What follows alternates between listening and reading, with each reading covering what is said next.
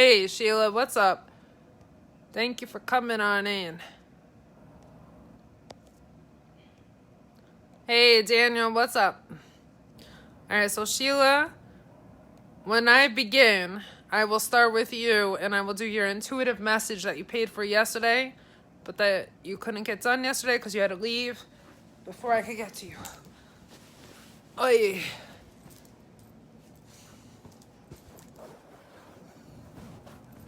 Alright, good. See? 9 already, and we just started.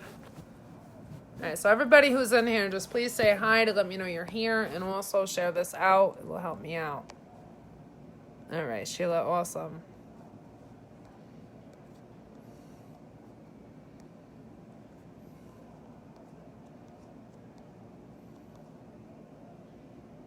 Alright, so Daniel, I saw your payment come through. Alert, Kamari.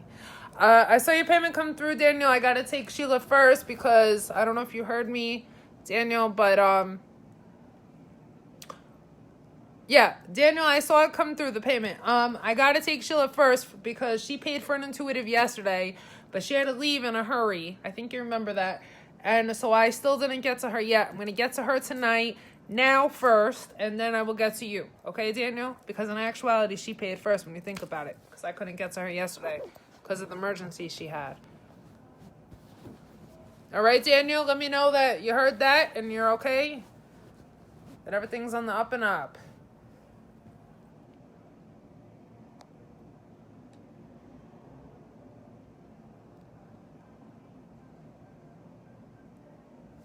All right, Daniel, you heard that? You understand that I'm going to Sheila first and why, correct?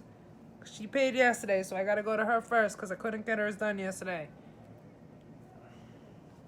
All right, good, Daniel. Thank you.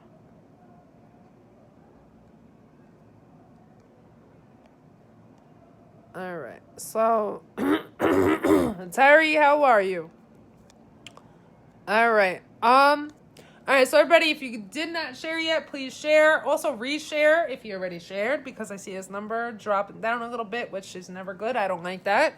Alrighties. Alright. So I am doing free and paid intuitive messages tonight, paid readings, and paid communication messages. If you wish to get in touch with a deceased loved one, communication messages are for you. Within those, closure is gained, so is clarity. Okay? Sari, how are you? I'm feeling a little better, thank you. There's still a little problem with my mouth from eating that pear last night, but I'm okay. Thank you for asking. I appreciate it. In fact, I'm going to call the dentist tomorrow, see if I could get in, see what he could do to help me, because something is wrong. Alrighty, so. Alright, Daniel, thank you. Alright, so Sheila, I'm going to start with your intuitive message. Let me know that you're ready to listen.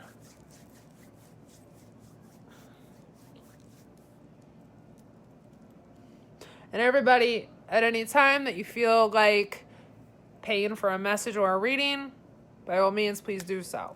And then just come back in the comments and let me know that you did. And it's first come, first serve. Okay, so I got Sheila and I got Daniel as for paid readings tonight so far. Let's see what kind of list we can get going.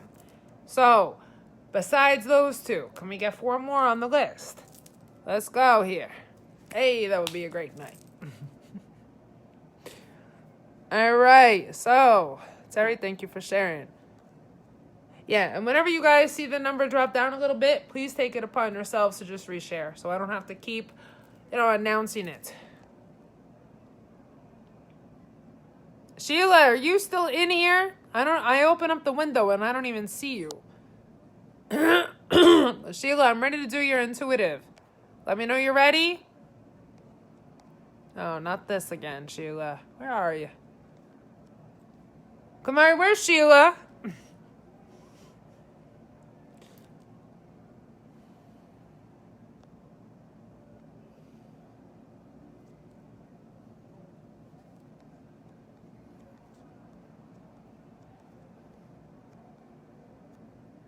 Oh, shit. I just saw her thing. Okay, she said be right back.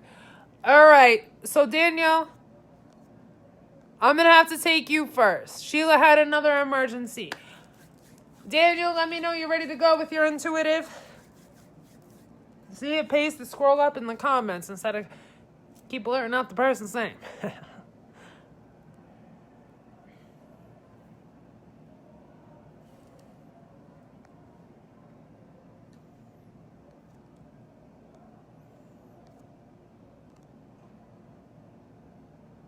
Yeah, I know, but that's not Sheila's problem. Go up, read her comment. I'm not going to exploit her business, but she said why, she'll be right back. It's not her connection. Go up to the comments. I don't want everyone knowing.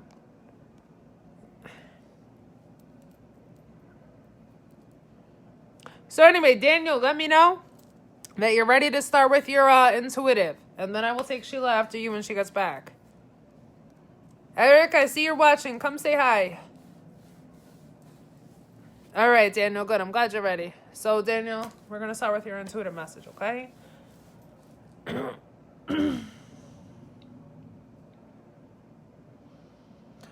So, Daniel, I am connected.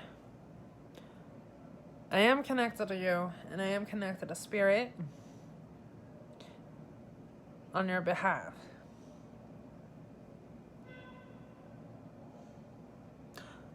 They're saying like this. Signs are all around you. Signs are coming to you in waves. You get them every day, and you've been for a while. Some are smaller than others. Some are right there in your face, letting you know this is a sign from heaven.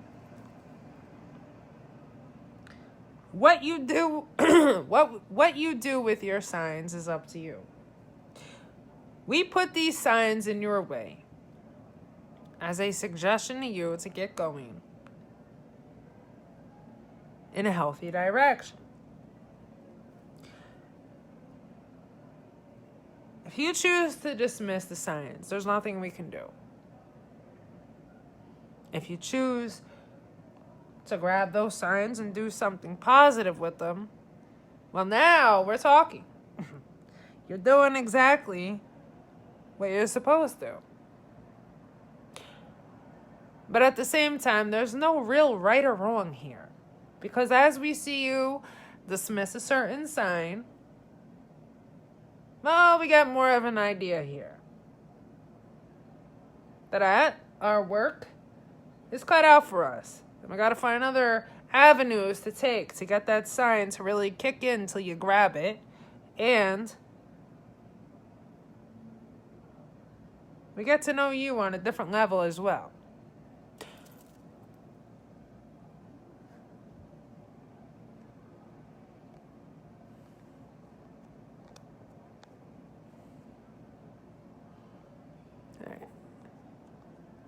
Ashley, welcome. Right now I'm on a paid reading.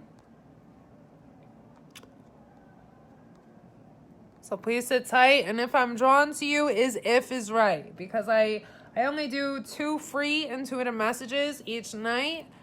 I didn't get to the free portion yet. So with that being said, yeah, 2 I'm drawn to. So there's no telling if you will be one of them, but if you would like to have an intuitive message, that's actually the cheapest message that I sell. And during the paid portion, they're up for sale for $5. So I don't know if you want to insure yourself a message, an intuitive message. The way to do it is to buy one for $5, but it's up to you. Just putting it out there as a suggestion. All right, so Daniel.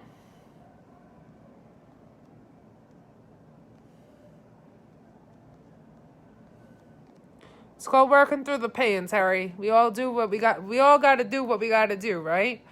I know how to avoid the pain, not feel it, so I can get done what I have to. But it don't mean that the bump on my gum from eating that pear last night is not an excruciating pain, but I know how to block it out. Let me see.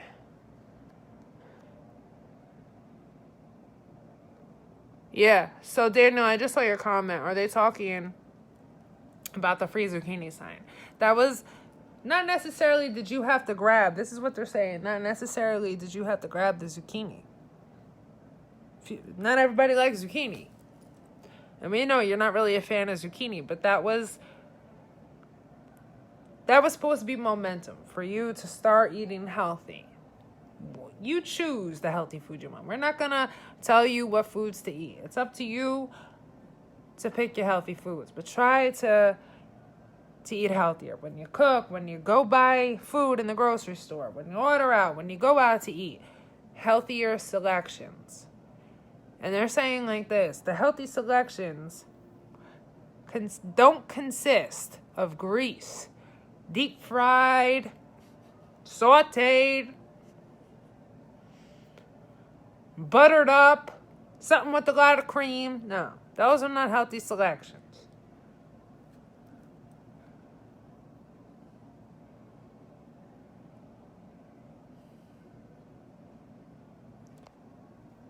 It doesn't have to be, they're saying, it doesn't have to be hard manual labor work. You make it seem, this is what your spirit guides are saying, you make it seem like it's so hard. Like it's something real manual, like manual labor work, Daniel. It's eating healthy. And eating healthy doesn't taste bad. They're saying there's ways to doctor up healthy food. And don't listen to all these people out there that love a greasy spoon burger who say healthy food tastes like cardboard, because healthy food don't taste like cardboard. There's ways to cook healthy foods where you can't even tell it's freaking healthy food. And Daniel, I could test for that. Your spirits are right. I'm a vegan. Please. You don't get any healthier than plant-based food, Daniel. And it don't taste like dirt, grass, none of that. Weeds, And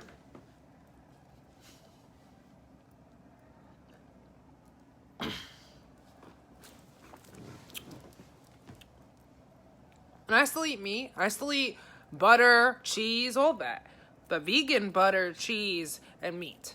And you can't even tell the difference. I eat my pasta, tofu noodles. Daniel, it's great tasting stuff. Doesn't taste like outside in the wilderness, picking the leaves, grass, and dirt. And berries off a tree.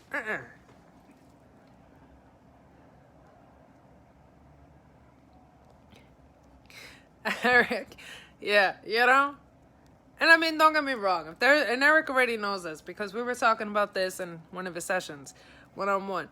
Even as a vegan, don't forget, like, right now, like, when I am out all day long, I barely do it, but once in a while, I grab myself when my iron's low. I grab myself a burger, but it's cooked lean and on the grill. There's no oil. I make sure the guy don't even put a smidge of oil. And long story short, if it's a real burger, beef burger, it's the lean too. But I only do it once in a blue moon when I'm out, and I know this place makes it healthy for me like that, with no grease, and it's not fast food. And let me tell you something, it's out of deli. And let me tell you something. I do that when I'm out running errands all freaking day, and it's going to take me a while till I get back home. And I didn't eat nothing before I left. My iron's dropping. Well, quicker source of iron as you're on the road there's a burger already made up for you.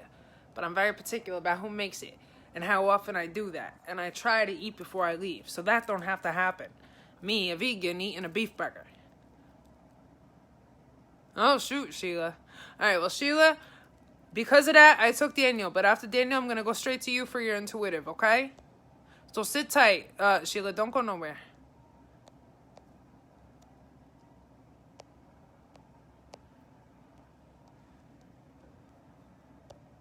And the reason why I'm able to do that once in a while with a beef burger, real beef, is because I'm not a vegan for animal rights reasons. I grew up eating meat. So I did it for health reasons. So my body could be here for many freaking years. And so I can live my dreams out for many freaking years. Literally. End of sentence, nothing else. No other reason why. And plus I like the clean tasting food better than the heavy tasting food. And I like to feel energy instead of sluggish. If I eat regular food, I feel sluggish. I don't feel like that from vegan food. I have energy. So,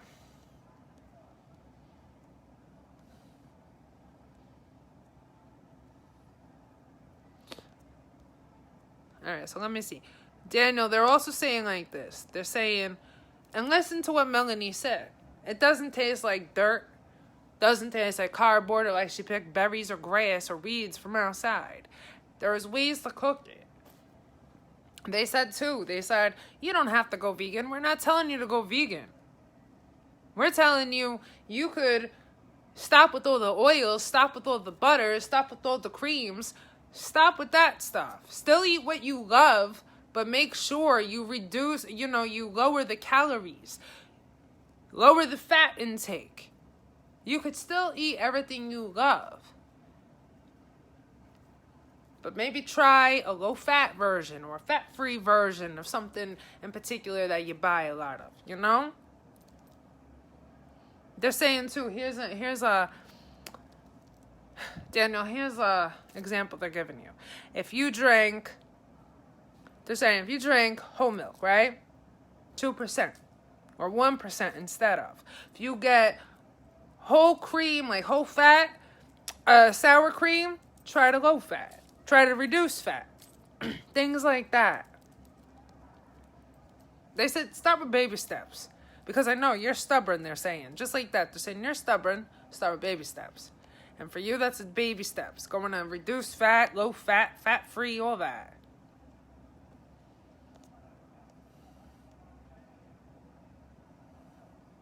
Exactly. Processed food's the worst, Eric. That got me feeling so sluggish. Even in my 20s, not just as a teen, when I got home from school, did I open up a can of soup. My thing was this. From freshman year to senior year in high school, I'd get home before my parents, and I would get the condensed Campbell's cream and mushroom from my cabinet, and I would microwave it with the water in it. Oh, man, I used to love that. And now I don't even want to know about it, hear about it, touch it, taste it, nothing. Way before I became vegan, I gave up everything cans, everything processed. I never even missed that Campbell's condensed cream and mushroom. I said, my body means too much to me. Why am I going to miss crap that's not going to do my body good?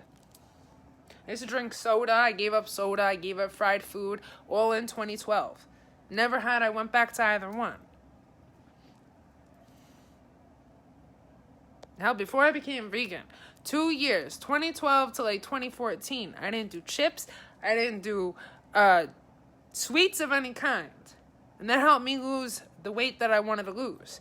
Then when I saw I got down to the weight I wanted, donut here and there, or a candy bar here and there, bag of chips, a little one, here and there. But it was barely.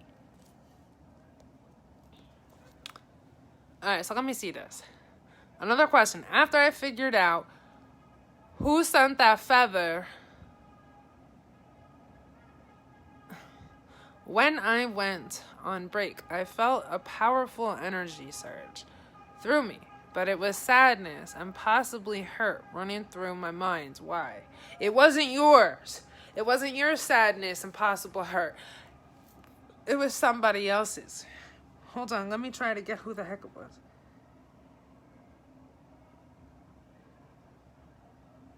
All right, so they want me to ask you a couple of questions, okay? So you can start thinking back to that. So you can make sense of this whole scenario better, Daniel.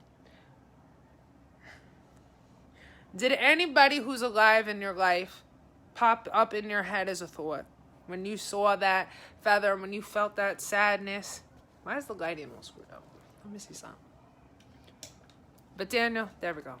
Did you feel that, Daniel? Nah, that's better. Did you feel that at all? Did you get a thought of a person's name, Daniel, on your head when you felt that sadness?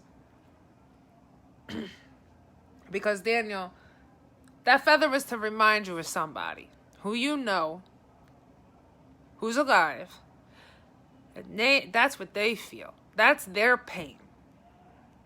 And you're to help guide them and help them through their troubles. And that was a way of your spirit guides letting you know that that person needs you right now.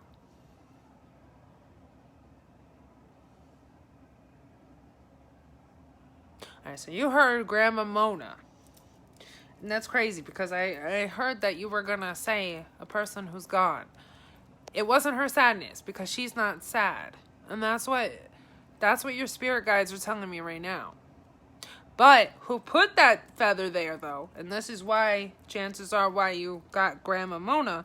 Grandma Mona put that feather there for you to find it. But you were to also get a person's name who's alive and in your life, who's hurting and who you can help out. Who you're supposed to help out. But Mona put it there. But she's not feeling sad.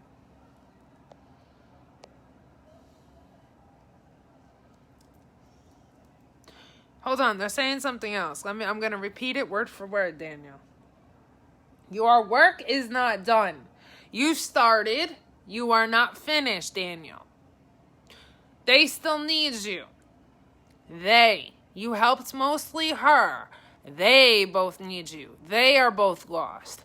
And it's not so much within their relationship that they are lost. They are lost individually in life. You can help them. You can shoot guidance their way. Not that long ago, Daniel, were you in their shoes. You can help them. Share your life experience with them, Daniel. They need to know your story so they can help themselves and so they can know there's hope for them.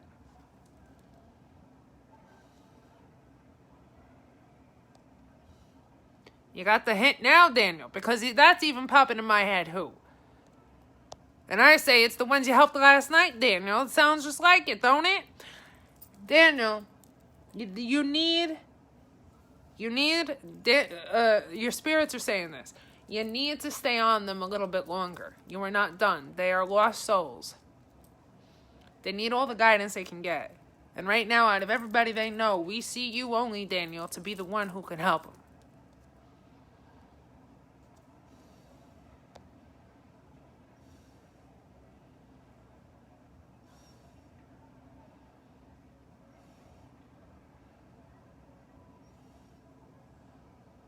Sheila, see, that's a sign. That means something, Sheila. What does it mean? I don't know right now, but that means something. Daniel. Alright, they got something else. I'm wording it word for word for them, to you, okay? Listen to this. It's like a little riddle or something. Oh, they just disagreed with me and said it's not really a riddle, but go ahead. If you want to call it that, go ahead, Bill. Alright, so anyway, to me it's a riddle, so I'm going to call it a riddle. I don't know.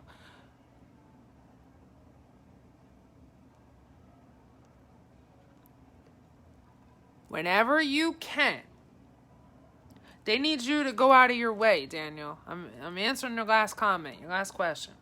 They need you to go out of your way and approach them, whether it be on the phone or in person, and make time for them. They're saying even go as far as just inviting them over to hang out. You say you're going to hang out. You don't make it seem like, here, I'm inviting you over so I can help you. No, when they're hanging out with you, they just all of a sudden realize, okay, he's helping us. We're getting the help we need. Good. You don't want to make it obvious to them that you're inviting them out or over to help them. Because then they're going to be hard. It's going to be hard on them to say yes. Because they're not too accepting right now of the help. They are, but they're not. They do accept help. They did already from you. But to keep it up, it's not the easiest. You understand? So you act like, it's three buddies hanging out. They said if you can offer them food, offer them food. That's always an icebreaker, they're saying.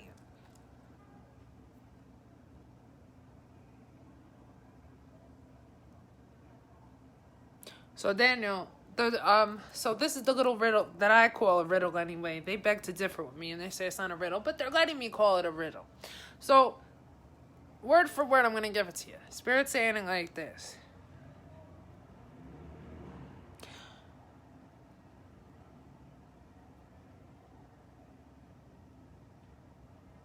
You are... Oh, hold on. Imagine yourself, Daniel, as the blue pawn. And they're saying, you know how blue pawns come with board games, like the little plastic piece, that's the blue pawn. You are the blue pawn, Daniel, in your journey. You run here, you run there, you run here, there, everywhere to help people. You're that blue pawn that steps up and goes, I see somebody in distress, I know I could help them. And you run, and you go, and you help them. And if they feel so much better, they let you know it, and now in turn, you feel so much better. Because you know you brighten someone's day. They're saying, do not forget you are the blue pawn in your journey and in someone else's life. And yes, Daniel, this is not momentarily. This is always. Always be that blue pawn. But if you feel, blue pawn, that you need to take a break and focus on yourself because all of a sudden life gets heavy for you, by all means, blue pawn, take that break. Because you're never going to be any good to others if you're a little distressed, stressed out, upset, fatigued. You get back on your feet and then you become that blue pawn again, and now you go to helping other people again. That's funny. Sorry popped in my head too when I heard pawn, blue pawn. But yeah, so that's the whole little riddle there. They still beg to differ and say it's not a riddle. Daniel, what do you say? You agree with me or Spirit? That's a riddle in my eyes. But anyway.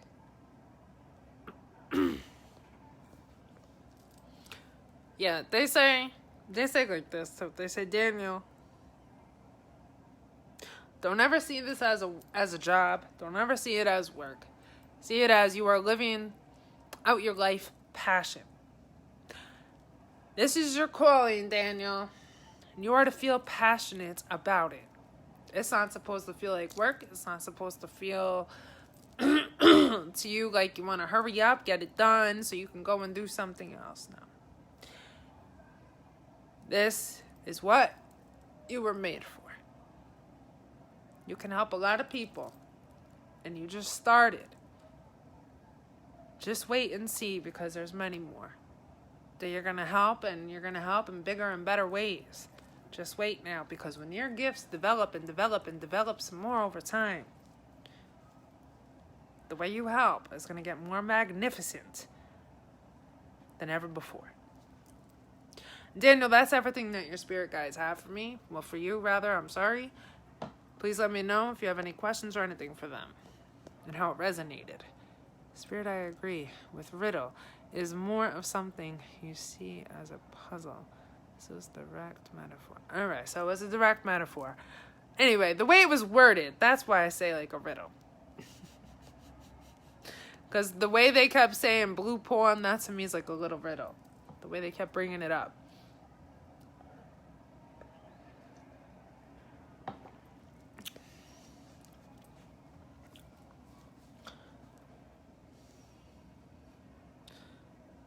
But anyway, Daniel, let me know if you have any questions or anything.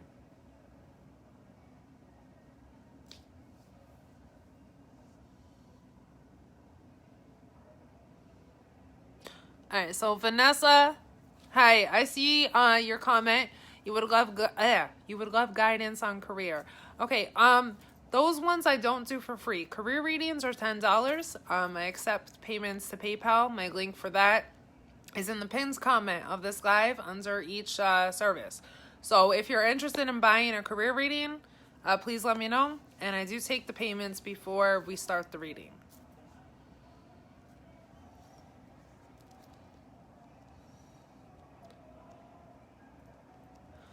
All right, so Daniel, you say, Spirit, what was that coincidence about seeing the zucchini sign and Mel cooking that? Oh, yeah, everybody. So Daniel says, here, I'm going to explain, because if any of you read his comment and don't know what the hell he's talking about. Daniel says, Spirit, what was that coincidence about seeing the zucchini sign and Mel cooking that? He messaged me privately before. And he said how all of a sudden he was outside taking a break from work. And a flyer came shooting by his face. It said free zucchini. And I said, and he was telling me how he thought that was weird and everything. because he related to one of his messages from the other night from his spirit guide. So anyway, because they told him to eat healthy. But anyway, long story short, I said, you know what else is funny? The fact that I'm literally cooking zucchini right now. I had zucchini cooking as he was messaging me this. So let me see if there is any coincidence. Nothing other than the two of you. Listen to this, Daniel. Nothing other than the two of you are connected spiritually. Doesn't it feel like the two of you, like maybe you knew each other once upon a time in a past life? Because you did, well, you're gonna find coincidences between the two of you. Similar scenarios. Maybe you lived through similar situations years ago. Or maybe you're living through something similar now. Stuff like that is common. When you have some sort of spiritual connection. Well, then, Daniel, there's the answer for both of us, huh? Spirit force-fed it to both of us.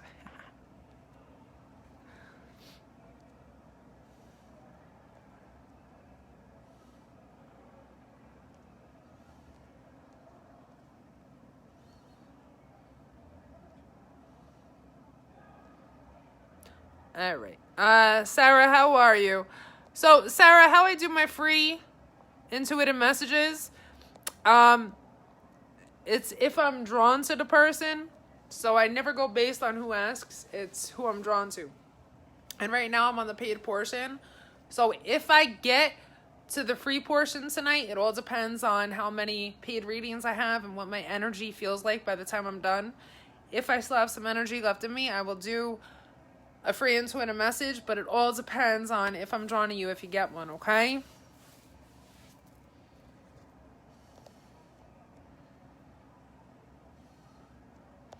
Sarah, I'm good, thank you.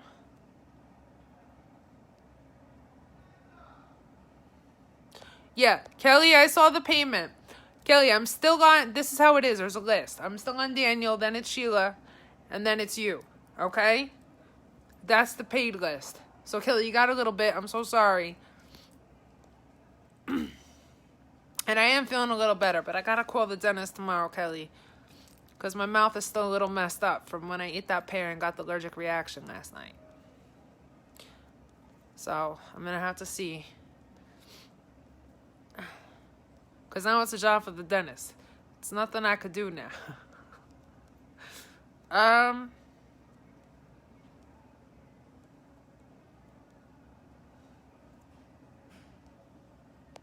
Especially since that pear put a big bump right on my gum. And instantly last night as I bit into the pear. So, not for nothing. And it's still there. Yeah, it's a job for the dentist. Hold on. You said what? Daniel, holy shit. Just as you said that, I got a short, high-pitched ringing in my left ear. Well, see? Goes to show you it's true. What they said about our connection then. Not for nothing, I actually felt it because the way you and I clicked and were able to talk and everything right away, I felt it. I felt it a while ago. I just didn't say anything. I'm like that. A lot of times I'll feel connections with somebody. It's like, did I know you in a past life? But I won't always say. Sorry about that, Daniel. But yeah, but I did feel something. Like, hey, wait, kind of familiar.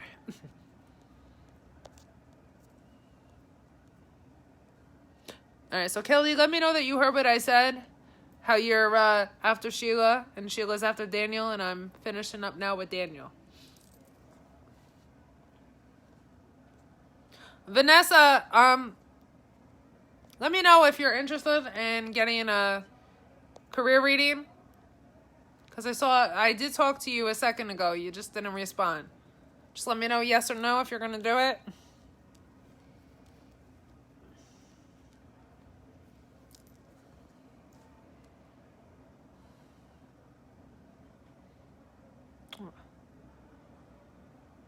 Thank you, Kelly.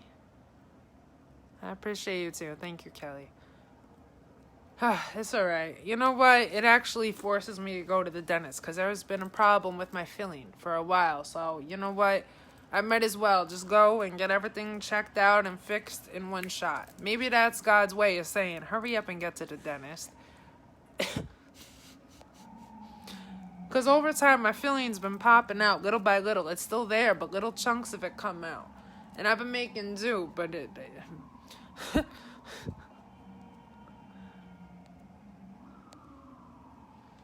see how I look at things? Not everything's bad. There's always finding good within the bad.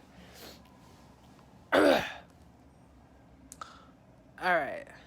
It's fine. Good to see you again, my friend.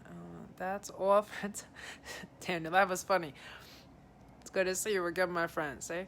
Alright, that's all for tonight. I will pay for communication as well as if you're up to it. Yeah, I'm up for it. Cause I just started. Don't forget, you're the first one. I could do it. Cause then I have 2 intuitives after you. Intuitives are fine. That don't leak too much energy out. Yeah, so if you want to go get a communication message, you could do that, alright? Thank you, Daniel. And then, Daniel, your communication message will be after Kelly. So I'm going to take Sheila now, then Kelly, and then you again. All right?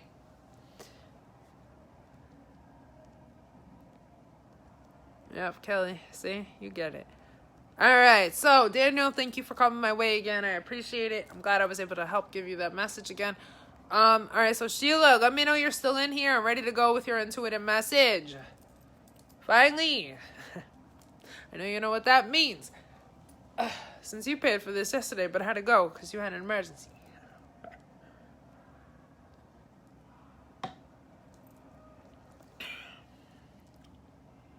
All right, good. All right, so Sheila, you're here. You and I are going to do this. So I am connected to you. And, can you guys just reshare again? I see this number going slightly down. Thank you. All right, so Sheila, I am connected to you.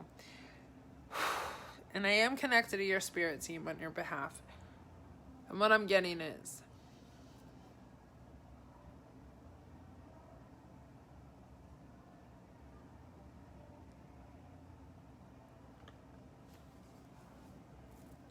just like the wind moves swiftly, you are to as well. You're to move just as swiftly as the wind does. So they're explaining what it is they mean to you. They're saying like this, Sheila. Alright, Daniel, thank you. I will get to you after Kelly, okay? So, Sheila, they're saying like this to you.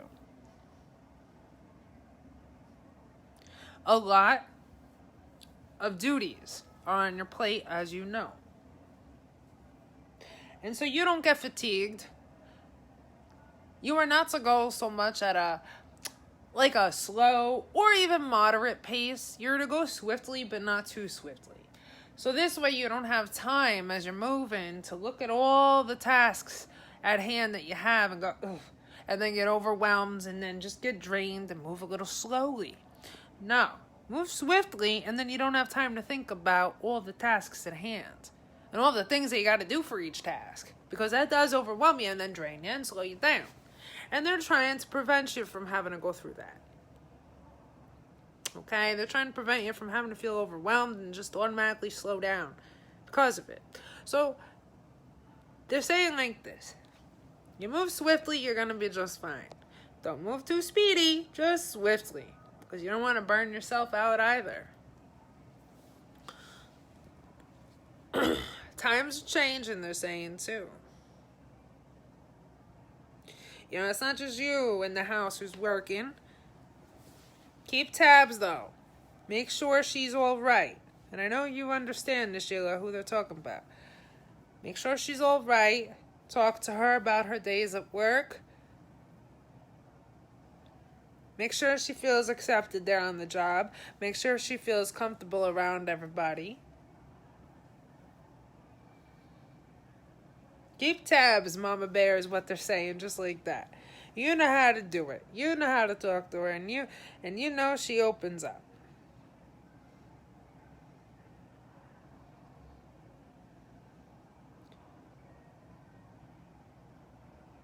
Last night I went to bed at 10:30 p.m. I was exhausted. And there's, you know what? And as I just read your comment, they just chimed in about that. Gina, good evening. They said like this.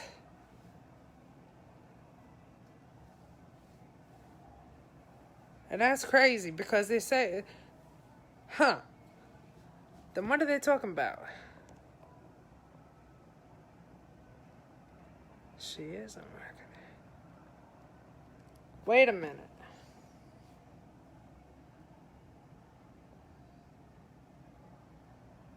Then why did they say it like that? Hold on a minute.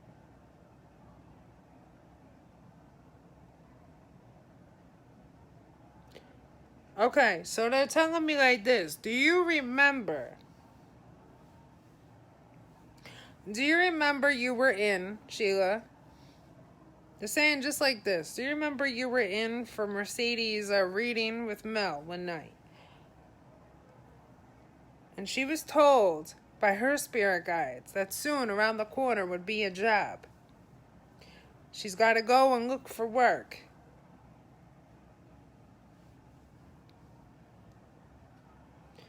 Sheila, we told you of something that you have to start doing soon. And you will start doing it soon. Because soon is a job that she's starting. And they're saying like this.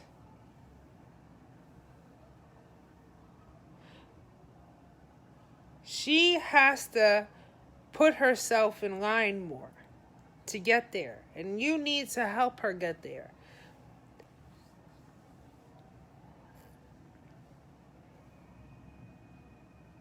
She has the ability to be independent. But they're saying like this, the low self-esteem that she feels, that she suffers from, keeps her from putting herself out there. But it shouldn't keep her from putting herself out there with a job. They're saying a job is something everybody needs. And for that reason there, it shouldn't keep her from putting herself out there with getting a job. They're saying so.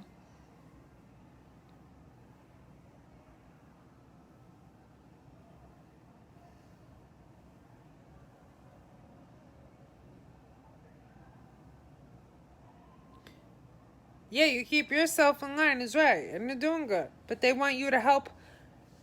They want you to help her too get herself in line. They need her to start doing more, and they know that when push comes to shove, she can learn best from you of how to do all that.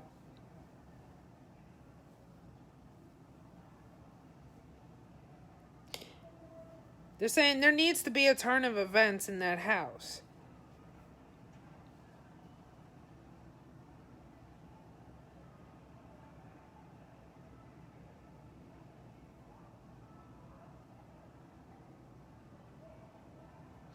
And that turn of events is 2 people that live there need to be working. 2 people need to see each other off to work.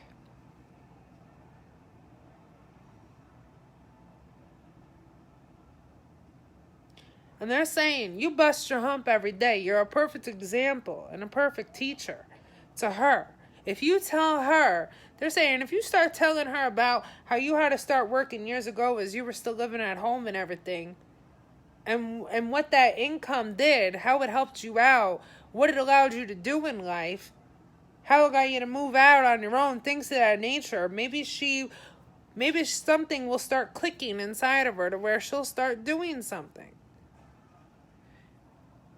She needs to learn from you. They're saying she's only getting older. And while she's still young, she needs to start learning now.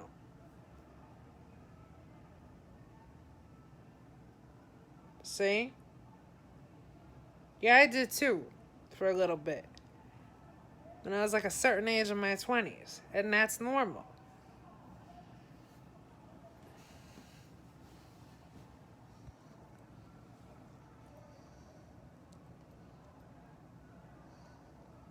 And unfortunately, what's normal too is kids paying rent. That's $200, $300. I lived with my parents. I had to pay $300. Until my mother told my father, no, that's too high. And I went down to $200.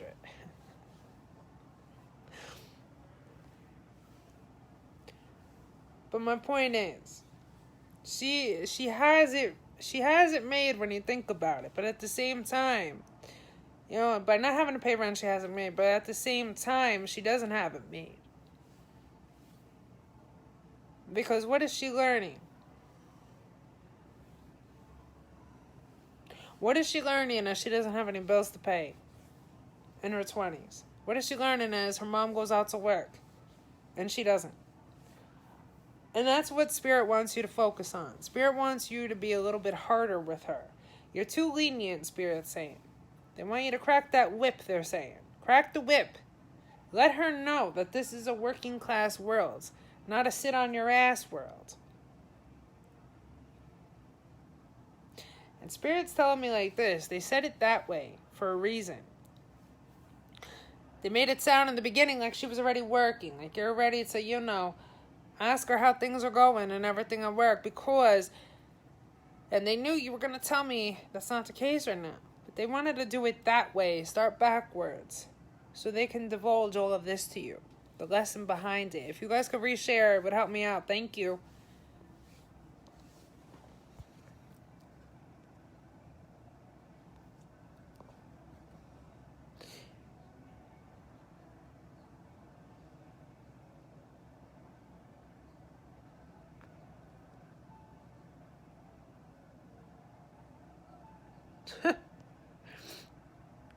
But seriously, Spirit wants you and to focus.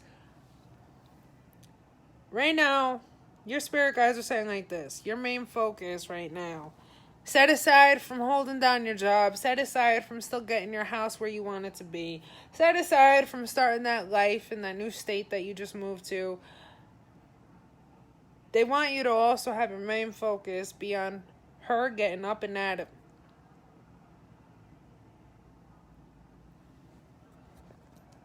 Terry, thank you.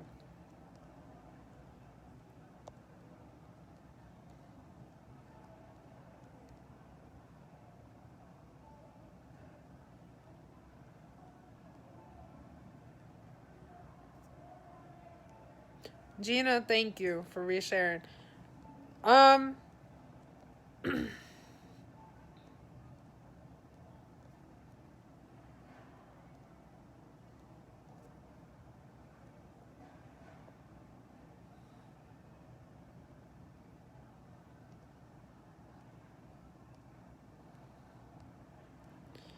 Well, they're saying like this. If you don't... She needs incentive put in her, and she needs a push. They see her to need that. And they're saying if you don't start now, the longer the wait, the harder to get her going.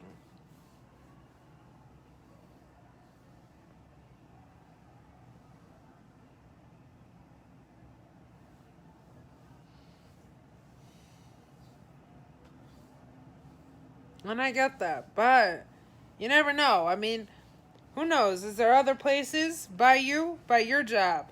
Maybe you guys could start around the same time and you could drop her off and then make it on work on time. There's always that. That's just an idea.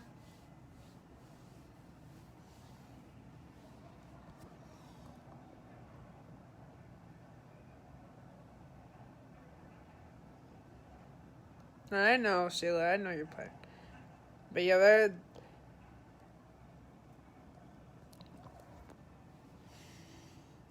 and they say like this.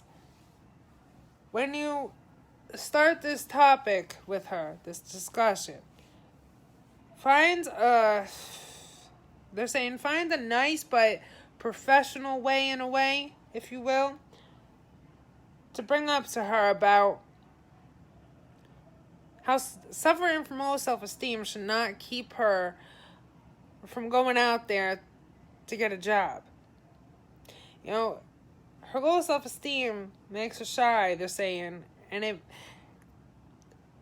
on her head are thoughts, Spirit is saying, about how because she's shy, because she thinks this and this, when it comes to being accepted by people, she is shy to even be around people on the job. But that shouldn't be. You have to find a way to talk to her about that. But that is two separate things, and one don't have to do with the other.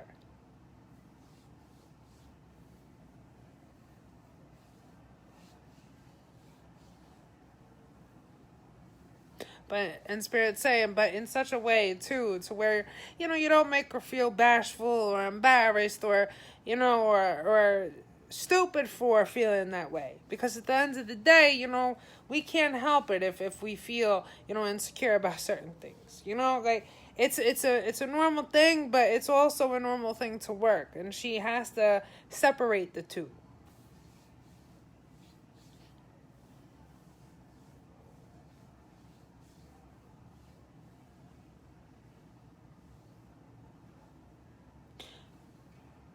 So Sheila, to finish your intuitive message, they're telling me too for you now.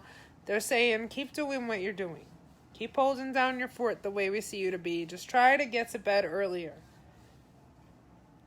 When you get done with work, they're saying don't be so quick to every night when you come back from work to do some more work on your house. If your body is telling you to take a rest, take a rest. You did a lot in such a short period of time. You should celebrate by taking a couple nights off. And you know what? I agree with Spirit, Sheila. And those 2 days off or 2 nights off, that's going to get you recharged. And you're going to feel back in it, in the game. And then you're going to have so much energy as you're back in it.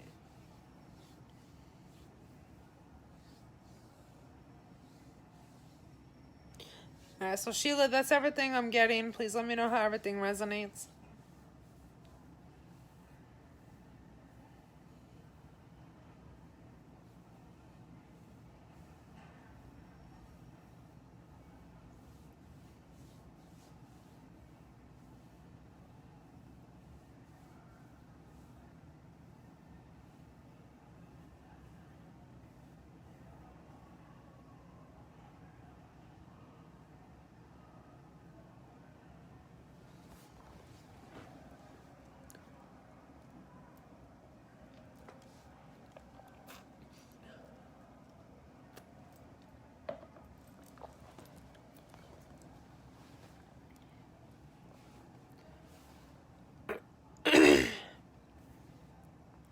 Alright, so you said, Great Lake always, Mel. Thank you. Love and light, peace and blessing. Sheila, you're very welcome. And love and light and peace and blessings to you too. And I'm glad that it resonated. I'm glad I was able to help you again, okay? And thank you for coming my way. I appreciate it. And by the way, Sheila, what I promised Mercedes, the help that I promised her, it's still on. I'm still promising. I'm still gonna do it. I know you guys understand. I am trying to finish this. I am on the last chapter, like I said last night. So I'm gonna be on it for a couple more days, and then I gotta start the edits. When I am in deep in the edits, meaning I got a few chapters out of the way, and it's coming easy to me, and it doesn't feel overwhelming, I'm gonna let you guys know, and then I'm gonna do that like once a week, or maybe to start once every other week, do a session with her for an hour at a time, okay? But she's got to pick up the video chat, and she's got a video chat with me to do that session. We're not gonna type back and forth. And I say that for a reason, because I called her one night when I couldn't get her on the messenger, because she said she was gonna moderate for me. And so I typed up a message. She didn't read it, so I figured out, let me call video chat. Maybe she'll pick up for that and she'll know I'm going live so she can moderate. Long story short, she hit decline, messaged me right away, and said, are you okay? I said, I'm fine. I'm calling to see if you're still going to moderate like you said. So anyway, so that's what makes me think. Maybe she doesn't want to video chat too much, but hey, that's the only way I'm going to do these sessions, okay? It's easier that way. That's how I do all my one-on-ones.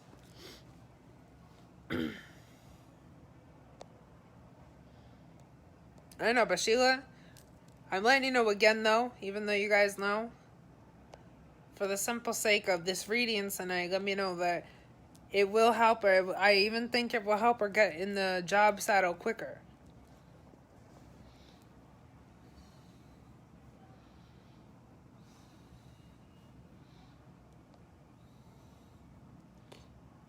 Alright, so Sheila,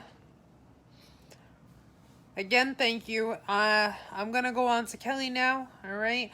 Kelly, in the comments, let me know that you're ready to go with your message or intuitive. And then Daniel, sit tight because you'll be after Kelly, alright?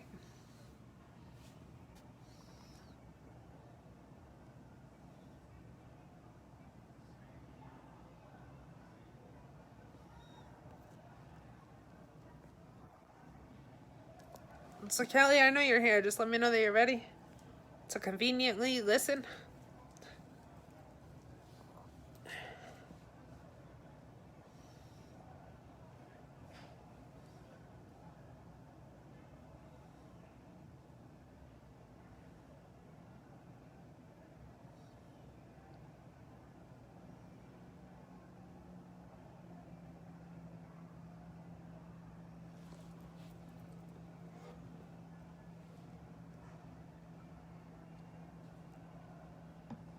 Alright, so Kelly, I'm just waiting on your comment.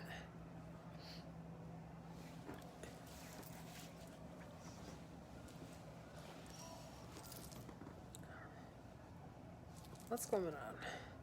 Can you guys reshare? What the heck? Why is this number going down? Kelly, is your connection alright? You still in here or did the connection kick you out? What's going on? See why I call out the names too and make sure everybody's ready? Oh.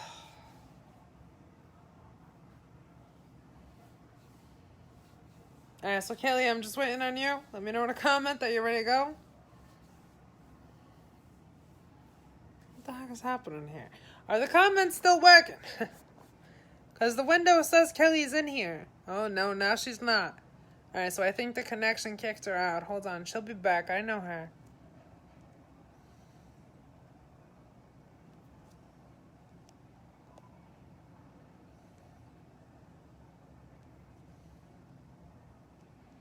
Uh-oh.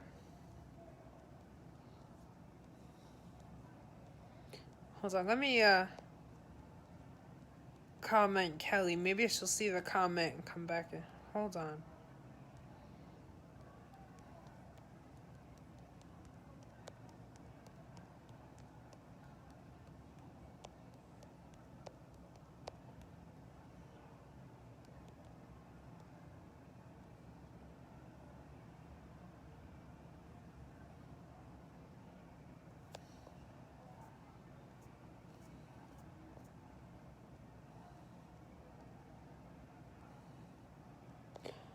Yeah, no, the connections kick people out at times. And I do know there's a lot of fires and there's a lot of storms. But that, hold on. See, and my connection just went in and out too. I don't know if you guys saw the pause, but it said trying to reconnect.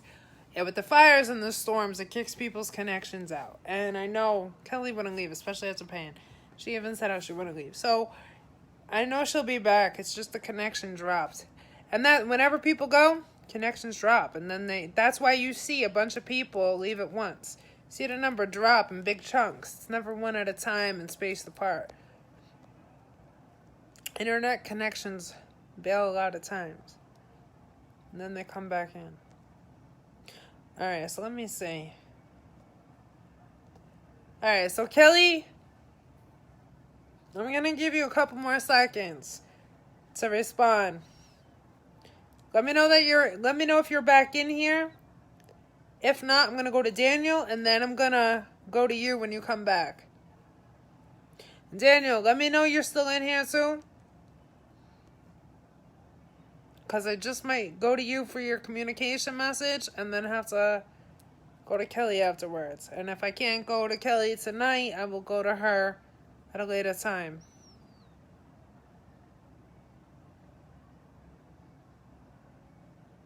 Yeah, it's gonna lag. It happens sometimes. Don't forget, it's all connected to the internet.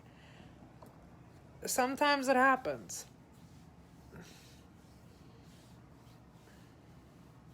Alright, Daniel, let me know that you're ready to go. Because Kelly is no longer in here.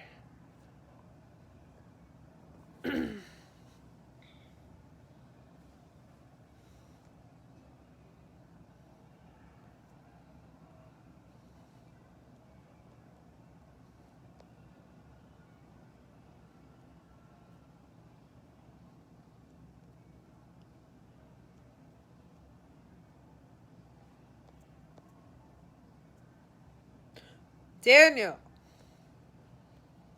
Jesus.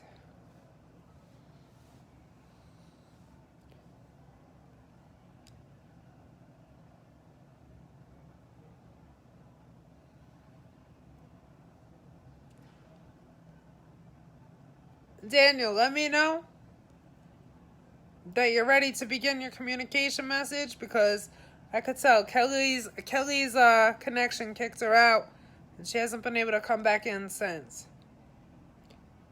So I will get to her after you, whether it's in here or privately.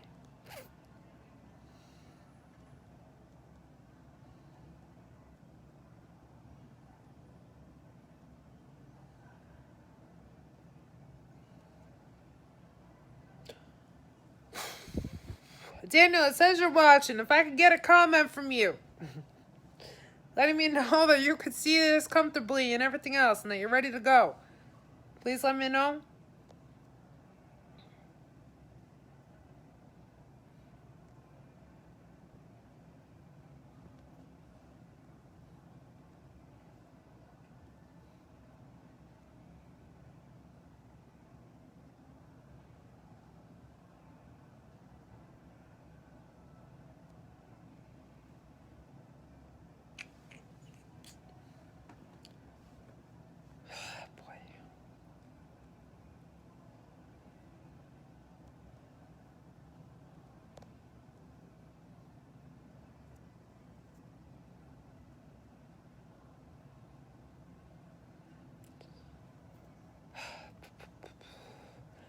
Alright, so I might have to do Daniel's reading too, privately or something, because this is crazy. Daniel, in the window, it says you're here. Please comment. Let me know that you're able to do the communication message with me now.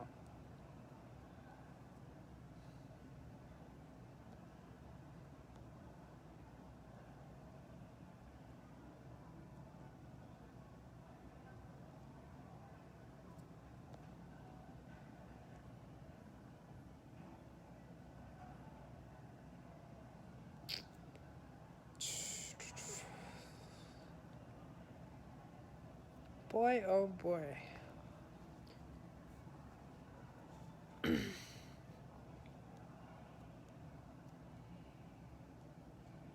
Alright, can someone do me a favor? Shoot me a comment in here. Anybody? Even if you just say hi. Because I'm wondering if all of a sudden my comment stopped working. Sometimes, as you know, technical difficulties occur. And this has happened before. So where all of a sudden the comments just stopped coming in. So if somebody could just... Alright, so it works. Alright. Yes, I did call Kelly. Alright. Kelly, yes. I was calling, and I'm waiting for you. Alright, Jennifer, I see the comments. Thank you. And Terry, I see yours there. Thank you. So it's not that they stopped. Alright, thank you. So let me see something. Terry, what'd you say? And Kelly, I'm going to start with you right now. Hold on. Mel, can I ask you a question? While waiting, how do we know how many have around us? So that's one thing that I'm able to tell for people while getting connected to one's energy. So if you ever want to know, I could always help you with knowing that, okay? Terry? Alright, Gina, thank you. You guys that are testing the comments, thank you. I got it. Alright. Yeah, and sometimes, like you heard me say before, sometimes that does happen. All of a sudden, comments are coming in, and then there's just a little technical difficulty.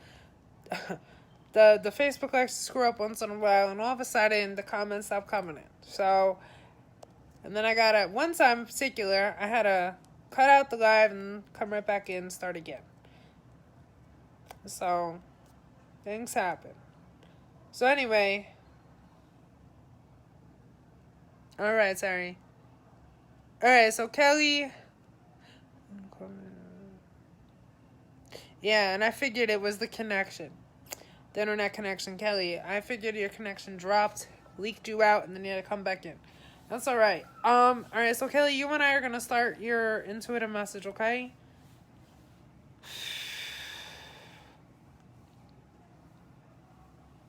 Kelly, I am connected to you, and I am connected to your spirit team on your behalf.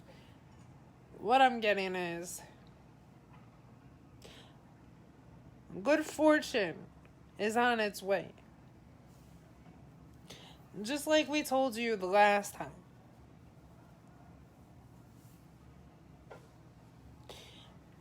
You've gotten, now you know what kind of good fortune is on its way. However, you still have gotten some little fortunes, good fortunes. And even recently. You know, they're saying the little good fortunes that you recently got are when people you know come out of the woodwork and ask you how you're doing. Making sure you're alright, making sure everything's going okay in your life. And these are the ones, Spirit, saying that know of what's currently going on for you right now. They're generally concerned, and because of that, that's good fortune coming your way as they come and check on you. Kelly, it's crazy. This intuitive message is going to go differently tonight. So that's what they have for you so far. Now they want to know if you have questions for them, and they want to answer them for you. Let me know, Kelly, if you have any precise, specific questions for them. And they will answer whatever you have for them.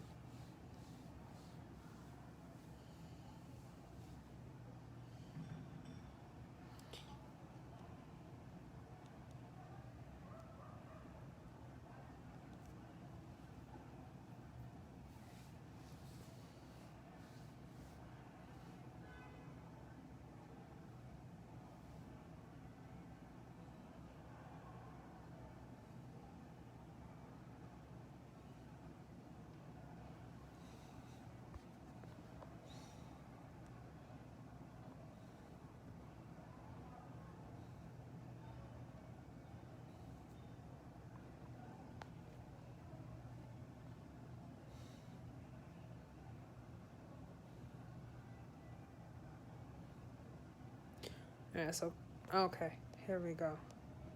Just as I was going to say, Kelly, I'm waiting on a comment. It comes through. All right. Even if I ask, when do they think I will get back? So hold on a minute. So they're telling me like this. They're saying, whatever questions you have, put them through. Put them through. I know we told you last time we were not going to give you a time frame, but go ahead. There's still a way we could answer that question. They're going to take a stab at it now by answering. You do not have long. And that good news, as you know from before, the last reading, is money coming in. Okay? Now, they left it as it could be the unemployment or the job. They just want you to know that luck in the form of financial help is coming. And that they're still not going to give you a precise time frame.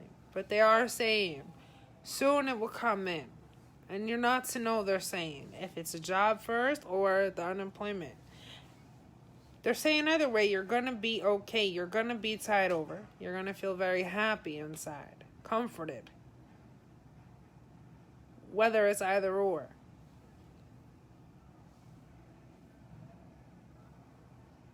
I actually got through to unemployment with a mess. I think I will get while I find work. Will I get it? So this is where they're putting my hands up. They don't want me to voice anything. They want you to watch what I do with my hand. They want me to do this. So as in terms to if you're going to get the unemployment, this is the answer they want me to give you. A thumbs up. I think you know what a thumbs up means, right?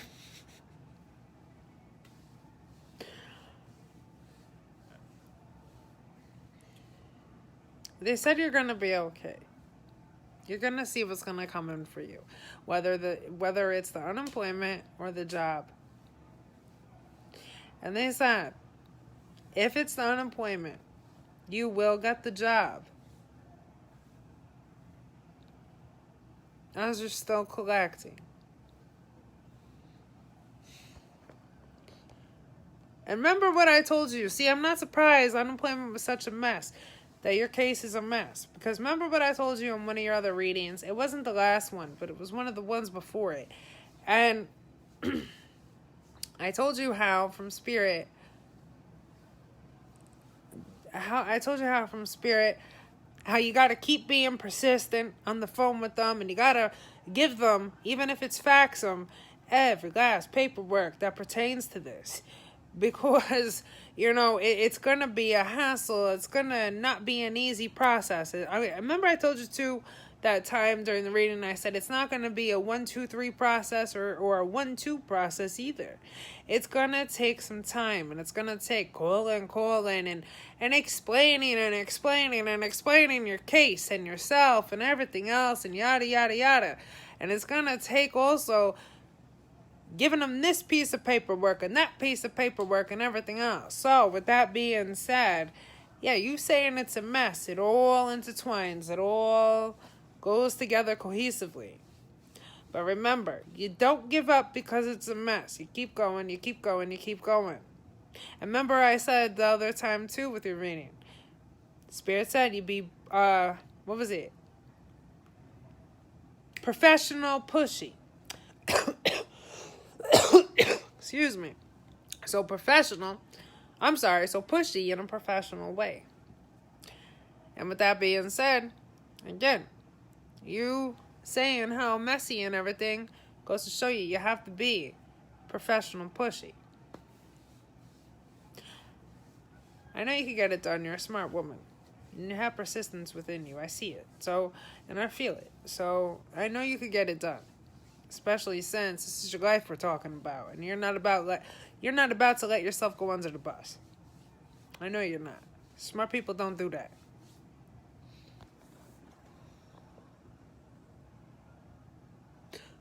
No, Daniel, it's okay, because I'm still on Kelly. What happened was I was calling out Kelly to take her turn, but then her connection dropped and leaked her out, so I was trying to take you, but then you didn't answer either. But then as I'm still trying to get either one of you, Kelly comes back in, so I'm still on Kelly. Because I had to start late with her, I'm still on her, but I'm almost finished, and I'll be going to you, Daniel. So don't go anywhere.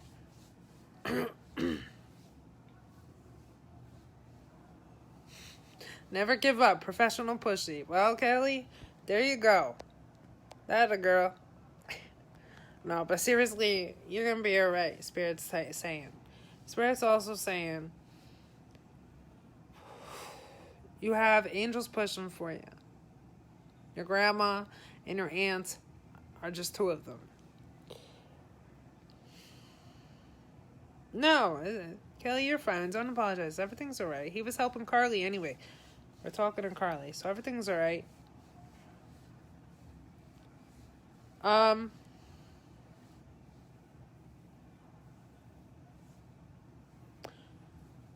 What it is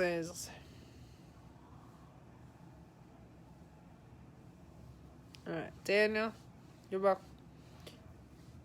welcome.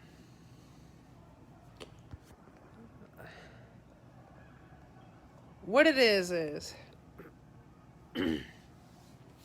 and this, listen to this, Kelly. Spirit's saying what it is you have to sit tight for a little bit until it comes in. However, you're to know that you already started doing what you have to in order to make it come in. And Spirit's saying, I know, it sounds like a little hint as to what's coming in because you already started with the unemployment. Well, if you want to take it as a hint, take it as a hint then, they're saying. But they're saying, you're not to get frustrated by this process. You're to know that every step you put in is soon going to get you somewhere substantial. So as you go through this process, go through it with a light heart and a smile on your face, because soon you'll be out of the mucky waters Everything is going to be okay. You're blessed more than you realize. Kelly, that's everything that I'm getting for you from Spirit. Please let me know how everything resonated with you.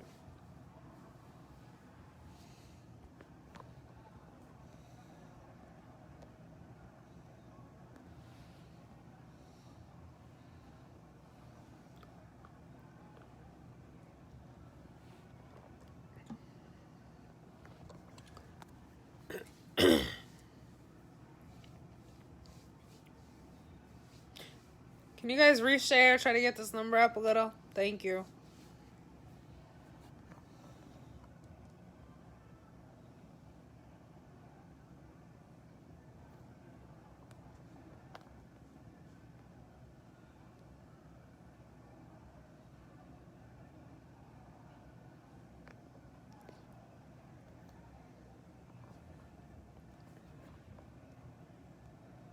Thank you so much. I appreciate you in every way. You touched my heart always. Well, Kelly, let me tell you something. I'm going to be honest with you. All right? And not everybody gets these mushy words out of my mouth. Oh, and it's going to be mushy. Not everybody. Not everybody gets a side from me that makes them feel the way you do. All warm and fuzzy inside and touched and everything. It takes a person that really goes out of their way. It's like give a damn about themselves and to go and put in that footwork to help themselves out. That really makes me be on their side immensely. I give a shit about those who give a shit about themselves. And because I see you give a shit about yourself, I give a shit about you. You've always showed me since day one, when you came to me for readings and everything, you showed me that you give a big damn about yourself. And you showed me too that you are a put together smart cookie. And with that being said, well, I value you as a person. So the way you feel about me and the readings I give you, well, that's the reason why. Because everybody gets the genuine side of me, but you also, on top of getting a genuine side from me, you also get a friendly side, a compassionate, caring, kind side. Okay? To the fullest.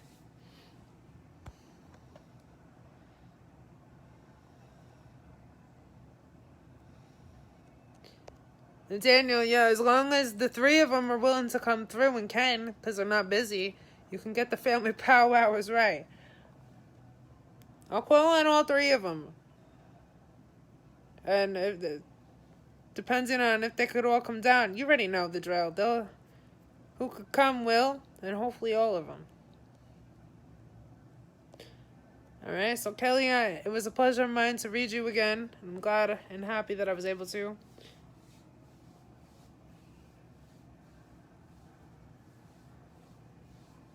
Oh, go ahead, Daniel. Tell Terry what that is. That's Daniel's little thing. He has a powwow with his family.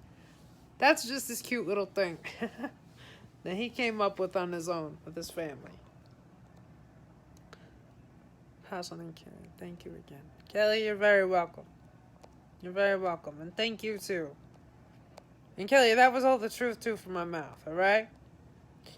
I think highly of you. Remember, I sense who people are. You don't have to tell me anything about yourself. Or too much or anything like that. But I get a sense, and a deep sense. And remember, I'm like anybody else. I'm human too. A lot of people irritate me. I don't just let anybody in and just give a chance to anybody. So if I give somebody a chance, it says a lot, okay? Remember that, Kelly.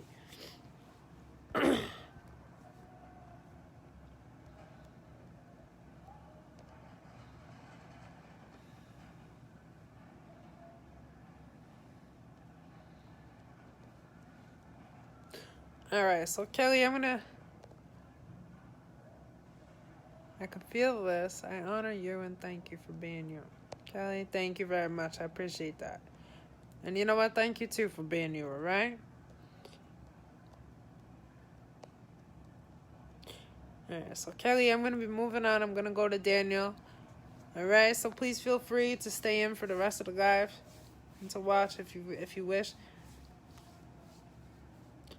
All right, so Daniel, let's get your family powwow done, shall we? Let me see what the phone is on percent-wise. Give me 1 minute. Hold on. I mean, it's not the highest, but it's okay. Let me do it like this. Hey, I unplugged it because I don't feel like holding it. Not for this. It's going to be hard. So I'll continue to hold it. Give me 1 minute. Because your family... This is crazy. Your grandma Mona and your Uncle Steve, I didn't even have to get them. They're already with me. Jesus. And I'm not even complaining like I mean it. I'm just joking as I do it like Jesus like that. It's just funny. They want me to move all around. I like your family though. Where's John, man? Is John coming through? Out of both your uncles, man, I like John the best. There's something about his energy. I told you that the other night. Remember that, Daniel? I said how his energy reminds me of somebody who I knew and everything else. Man, come on. You coming? He's coming, Steve says. Your Uncle Steve. But let's see if he does. He didn't come the other night when he kept saying it. So anyway. Watch this, Daniel. They got something for you.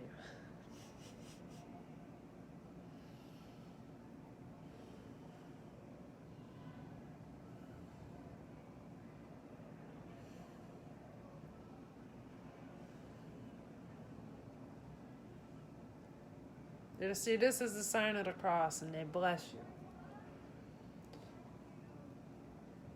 And even though your Uncle Steve is saying, even though Uncle John's not here right now, it don't matter. He's one of the ones blessing you too. The three of them are.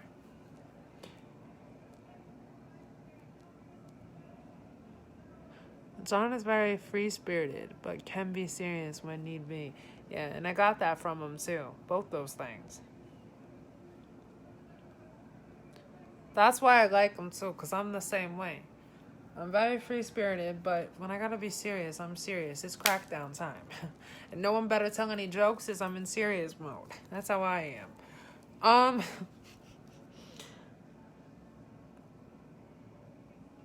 Hold on a minute.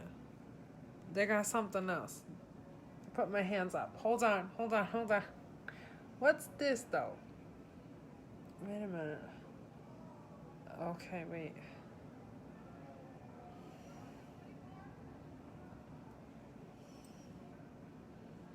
So Uncle Steve is cleansing me. No, sorry, not cleansing me, blessing me. I thought it was cleansing, but he says blessing.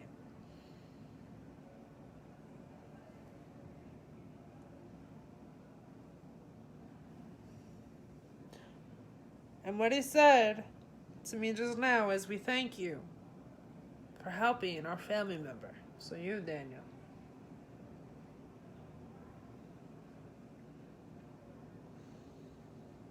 You do it a lot, so we're blessing you. Because we're grateful.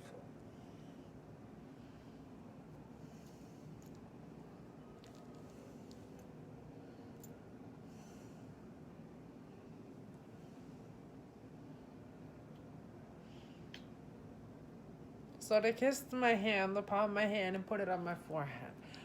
And your grandma Mona said that's her way of giving me a kiss.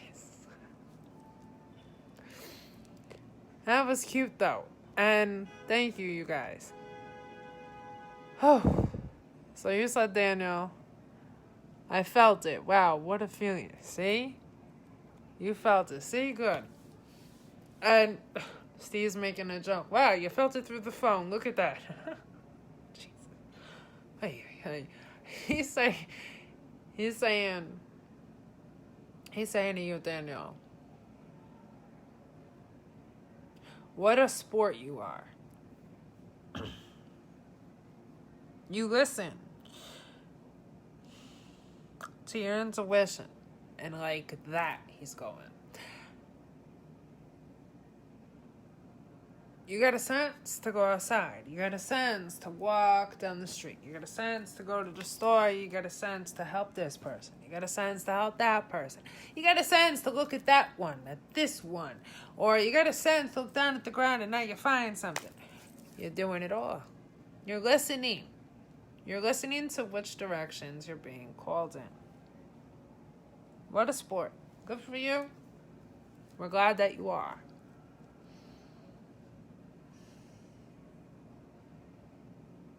Tonight when you are in your bed, this is what your Uncle Steve is saying.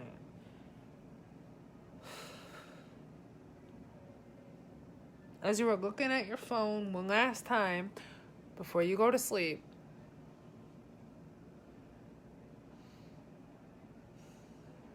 you were going to be visited by a spirit, a good spirit.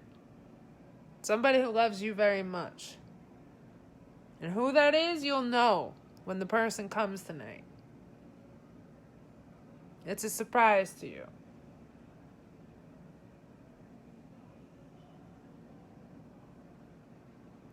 And Steve is saying, and she is going to check on you. And she is going to spend some time with you.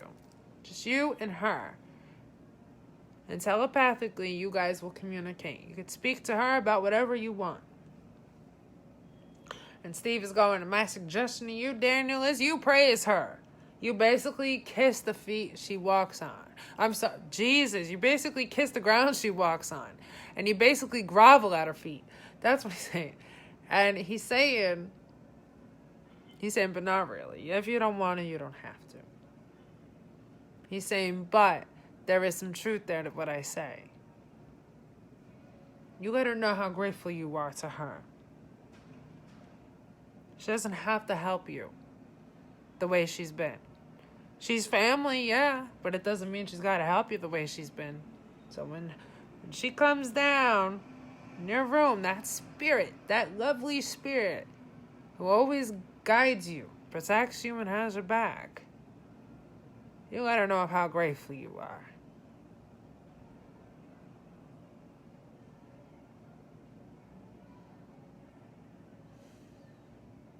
He's going, I know you want to hear from Uncle John, too. I don't think he's going to come in tonight. And Grandma Mona's going, yeah, I don't think so either. He's got a friend. I don't know if you know this, Daniel, but he's got a friend that passed away a few years before he passed away. So they still, communicate, see each other up in heaven. And he's with that friend of his that died a few years before he did. He's currently with him now. So Grandma Mona and Uncle Steve don't think he's going to stop talking to him anytime soon.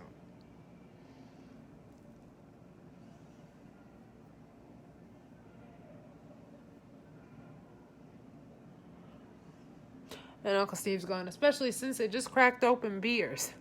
Did you know we could drink beer up here, Daniel? Your Uncle Steve is saying.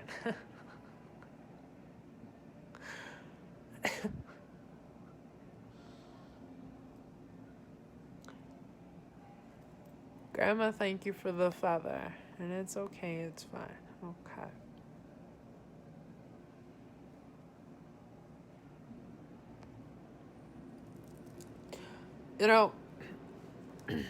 She says you're welcome. And she said she was honored. She's honored to have been the one to put the feather your way. Due to that feather symbolizing one thing only, which is, it was to get your attention, like I said before in your other reading. Get your attention to go and help Carly and her boyfriend. And with that being said, because you're attached to their victory, you're attached to their healing, and you're her grandson, and you're going to help these two heal. Well, she's happy. So she was honored to drop that feather to let you know, hey, I got to go and help them some more. My job's not done.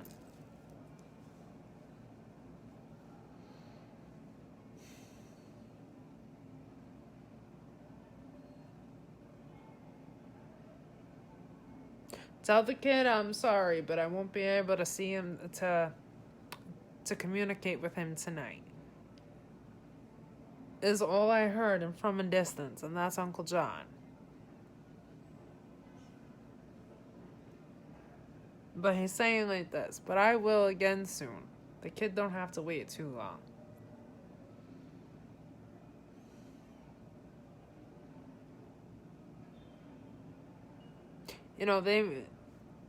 Uncle Steve is saying that the three of them have been seeing you operate from more of a place of gratitude lately.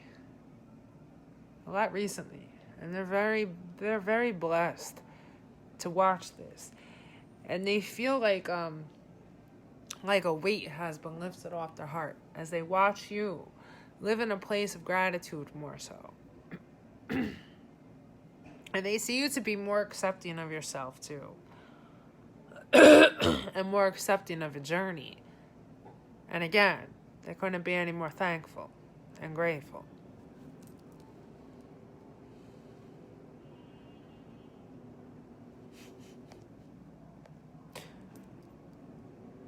Yeah, so I just let him know that you said that. But cracking one for him, and he says like this, "Oh, I already did, don't worry." I'm on my third now. My second one was for you, he's saying.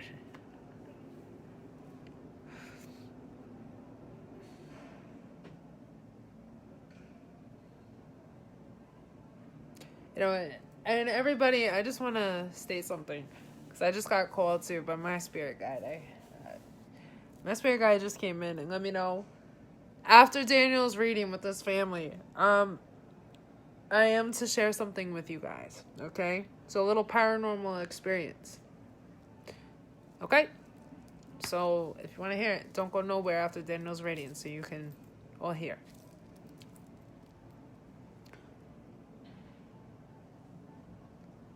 He's going, nothing bad could happen to me. I'm dead. What's going to happen, he's saying, if I drink too much as I'm up here?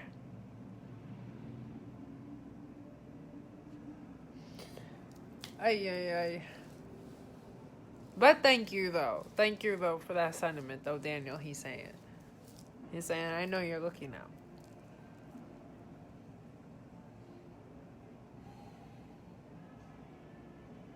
But yeah. Those three are very... Those three, that's your Uncle John, huh? Those three are very grateful to watch the change in you in the short amount of time that's been happening, Daniel. And Uncle Steve wants to know from you, have you been witnessing this change that they spoke about? You operating from a place of gratitude more so. And you accepting yourself more. They see it. Are you seeing it?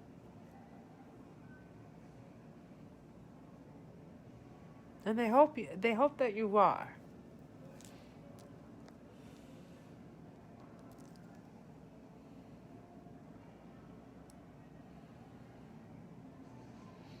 Oh yeah, my family too.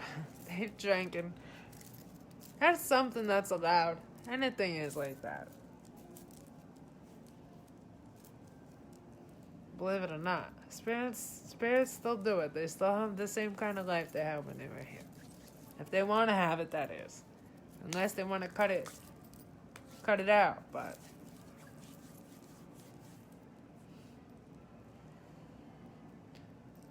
my father, let me tell you something. My father, he always smoked cigarettes. He drank beer, too, when he was alive. And when I saw my father in spirit form, and he died in 2011, but it was like, when I saw him in spirit form, it was about 2012, 2013. And he was standing outside of my house that I was leasing, renting.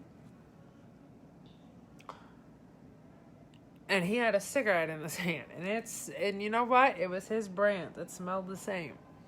It smelled just like his brand. It looked like it too.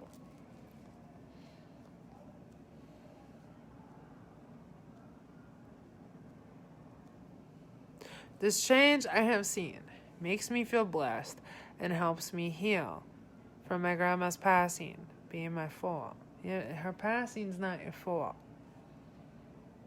And Uncle Steve is the one that's had me say that. He said, I don't know what the hell just caused you to say that. I don't even know what the hell that means.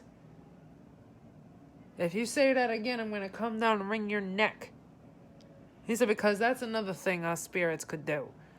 Not really, but we still have the capabilities of doing it. and the choice to do it if we want or not, even though God don't want us doing it. You're saying, do you want me to wring your neck? Why are you saying that? Her death was not your fault. And that hurts your grandma to hear that. Say it again. I dare you.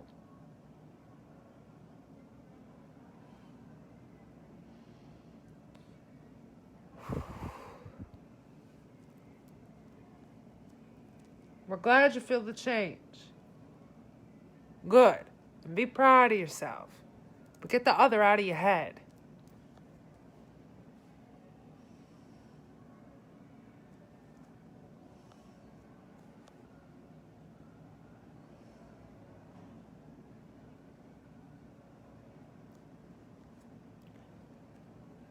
It's free will, Terry. It's free will. Just like free will is down here on earth, it's up there in heaven too. We still have our free will up there. Just like God don't really want us to drink and all that stuff down here, well, he don't want it up there either. But we still have our free will. And we're still going to do what we want. You understand, Terry? So that's why it happens up there sometimes. There's no ban on it. You can't when there's free will. You can't put a ban when there's still free will.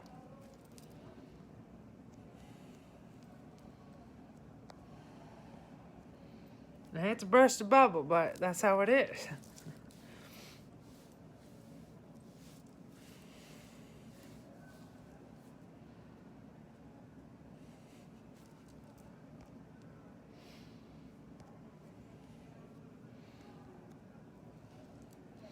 There's no other way to call it but free will.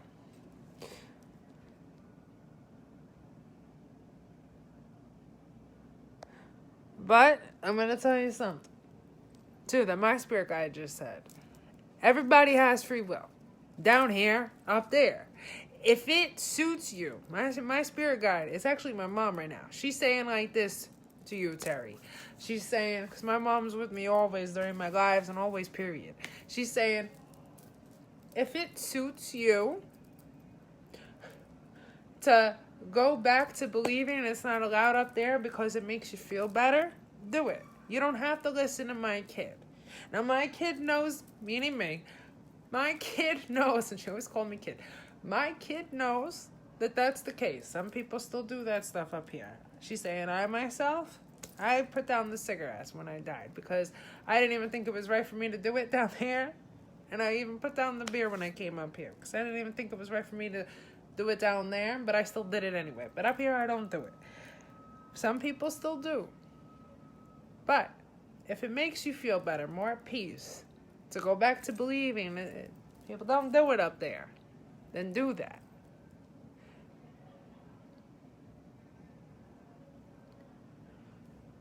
You don't have to believe my mom's saying, you don't have to believe things that put an uneasy feeling in your heart if you don't want to. So if you want to go back to believing what you thought, go ahead. Just because my kid says something, she's saying, doesn't mean all of a sudden your mind's got to be changed and shifted. And that's definitely my mother. In a way, my mom's protecting me. She doesn't want, all of a sudden, somebody believing something that kind of scares them or makes them feel uneasy. I'm not saying that it does to you, Terry, but you never know. So, long story short, so she doesn't want me getting any backlash one day down the road. That's why she's saying what she's saying. That's my mother. Anyway. Hold on, Daniel.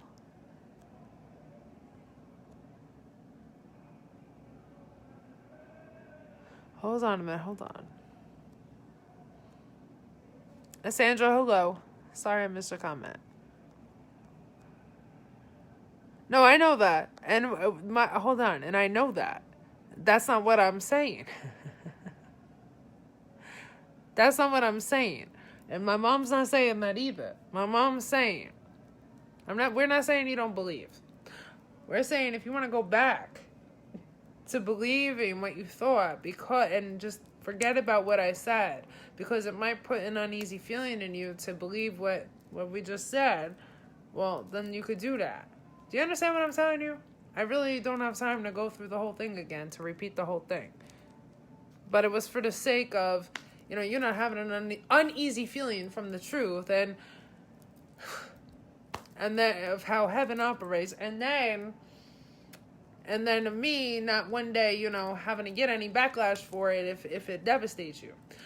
Anyway, we're not saying that's gonna happen. My mom's not, I'm not, but anyway, I don't even want to get in the whole thing. I said it once, but anyway, if you need me to repeat it at a later time, maybe I can. But right now, I have to get back to Daniel.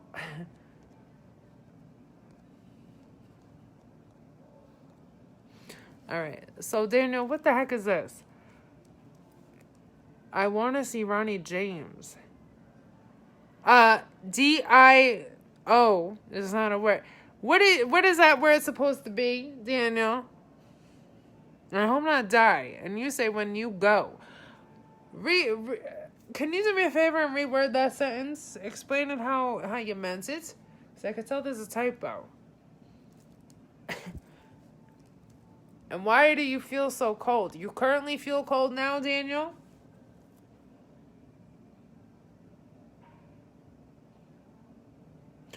And hold on. My mom just put on my headset. That's why she said what she said. I didn't even know with this. She knew with this. And she knew that you would be thinking that. You would hate to think that she could still be drinking. Your mom could still be drinking up there. That's why my mom came through and said, if you want peace while you think about your loved ones up there in heaven, forget about what I said about how some still drink up there. And just go back to thinking about what you believed once upon a time. You understand what I'm telling you? So you could just live your life peacefully and not have to be worried about your mom up there. But it's free will. We have free will down here. We have free will up there. You never know.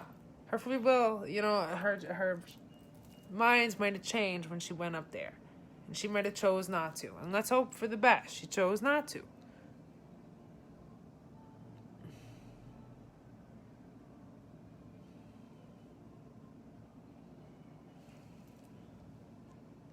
Do you understand? Sorry. And I don't mean anything bad by it. I'm not trying to, it's all right. You're welcome. All right. And what I meant by I don't mean anything bad by it, meaning asking you to go back to believing what you want, what you were believing, rather. As as an easy feeling on your heart. You know what I'm saying? All right, so anyway, Ronnie James is lead singer of a rock band called Dio, who passed away long ago.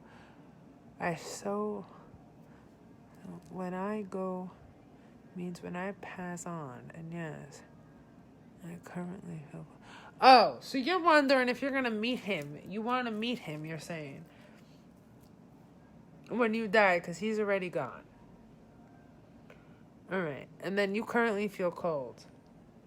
Hold on, your Uncle Steve's saying like this. Well, if you want to meet him when you die, all you got to do is put in a word. Let God know. He'll take you to him. He'll take you to him. That's what he's saying. He makes it sound so simple. And his energy, man, makes it feel simple too. Like the way I feel his energy. It makes it feel simple. It's crazy. And he's saying that's all you gotta do. Put a word in, boom, and you meet him. And as long as he wants to meet you too, he'll say, okay, come on. That's what your Uncle Steve just said. So, the cold, hold on. All right, so it's, okay, it's certain energies around you. It's not spirit necessarily, because it's not spirit. There's no spirits around you right now. It's just energies in the atmosphere around you that are making you feel cold, Daniel. Now, explain to me this, Daniel. Along with feeling cold, what else do you feel? What kind of vibes? Do you feel any negativity or positivity or both? Is it a mixture? What is it?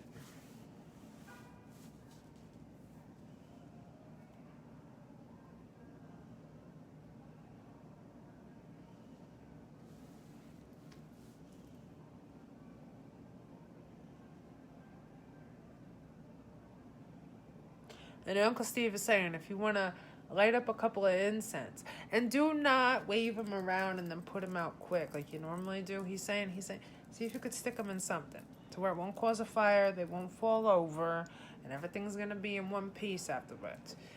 But stick it in something. Let the whole thing burn all the way down. If you got a candle, that's your best bet, Daniel. I used to put my incense, stick them in the candle and the wax. They don't go nowhere when you do that.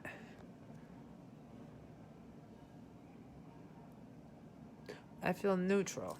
I don't really feel anything but cold and curious. Why I feel... Well, the cold is definitely the vibe, like the energy. And the energy in the atmosphere is making you feel curious too. Let me see something if they could tell me further more about this.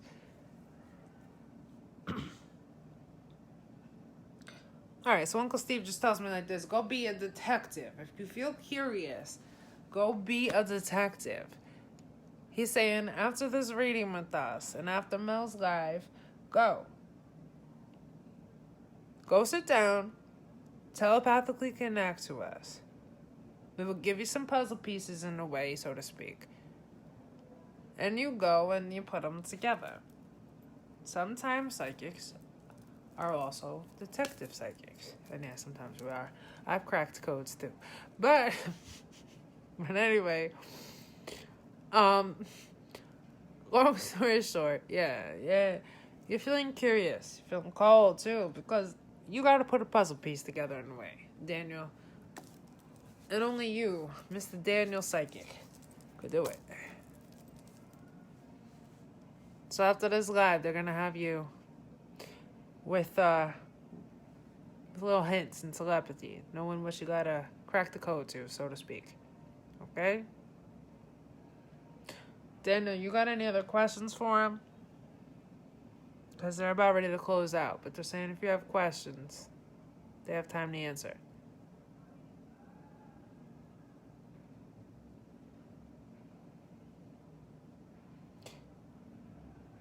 Your Uncle John, I hear him faded because remember, he's not here. He's with his buddy, but I hear him. He's asking you a question.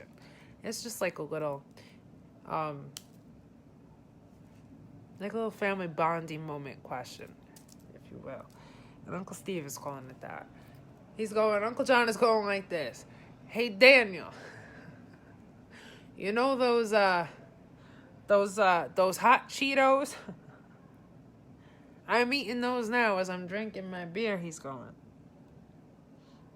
and I'm dipping them in sour cream and onion dip. Do you ever eat them like that? And he's why he's asking you to, going out of his way to tell you what he's eating. It's because he knows that even that gives you a sense of family again. Because those are things that you guys used to do. One of them, you used to talk about food and stuff too. You guys used to ask each other little things like that.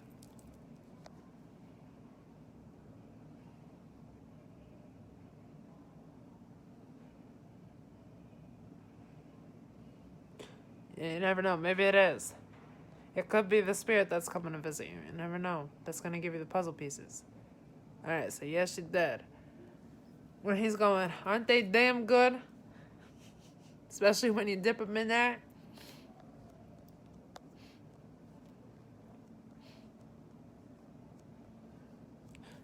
And Uncle John is also saying, I miss you, buddy. And I know you miss us every day. And I know that these family powwows are because you miss us.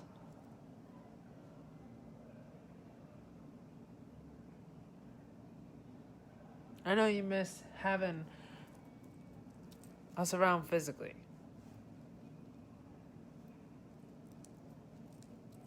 But we're still with you.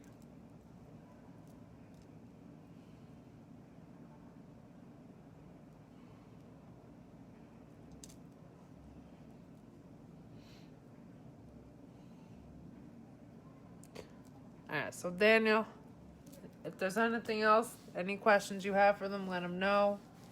And if not, okay. Yes, they are. But Uncle, I'm supposed to eat healthy. Don't tempt me. LOL, I miss you always. And he's got, hey, you gotta have willpower, kid. I'm not tempting anybody. I'm just asking you if you ate them. And I'm telling you they're damn good. I could talk about them. Doesn't mean I gotta tempt you. If you feel tempted, that's on you, he's saying. And your willpower is not strong enough to fight it off.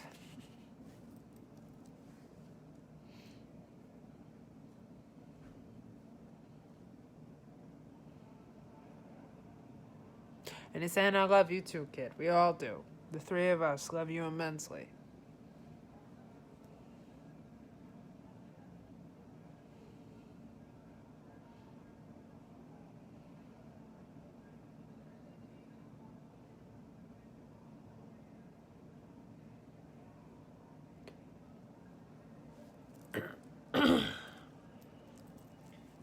You know, Daniel, he just got me to thinking something. When he said about the Cheetos and everything and the dip. You know, I'm not going to say it tonight, but next time you and I talk on one-on-one messenger, I'm going to let you know some chips, man, that are healthy. And they don't taste like healthy chips, but they're healthy. If you read the bag, you know damn well they're healthy.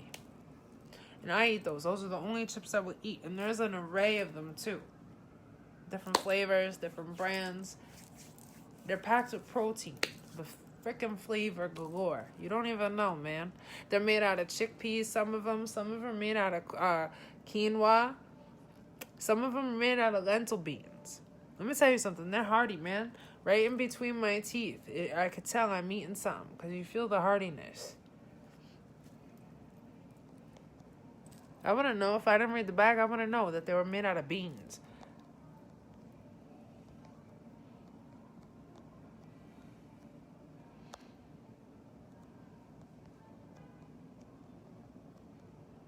You can still eat. My point is, Daniel, when you eat healthy, you could still eat all the things you love. But just healthier choices. There's wise choices to make. There's still chips you could eat.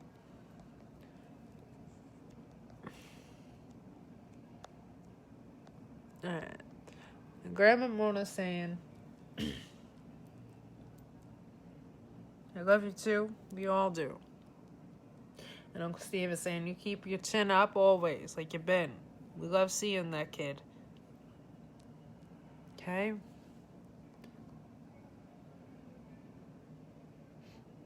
So, Terry, they're a little bit different. They're not veggie chips. So, they're made out of lentils. You got the lentil. They're vegan chips. So you got lentil chips, chickpea chips. You got quinoa chips. And they come in all different flavors. You can get them barbecue, sour cream and onion, original, sun-dried tomato and garlic. That's my favorite, the sun-dried tomato and garlic. The chickpea one.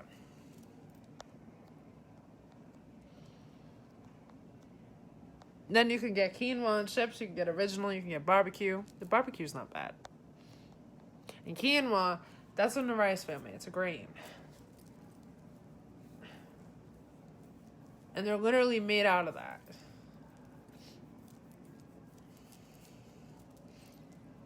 And it's got each serving size got 15 grams of protein. And a shitload of fiber.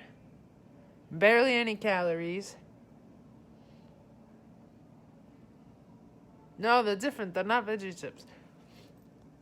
Oh, that's the same comment. Sorry, I thought that came in again. I don't know why. So anyway, Daniel, I hope you stay. I am finished with your...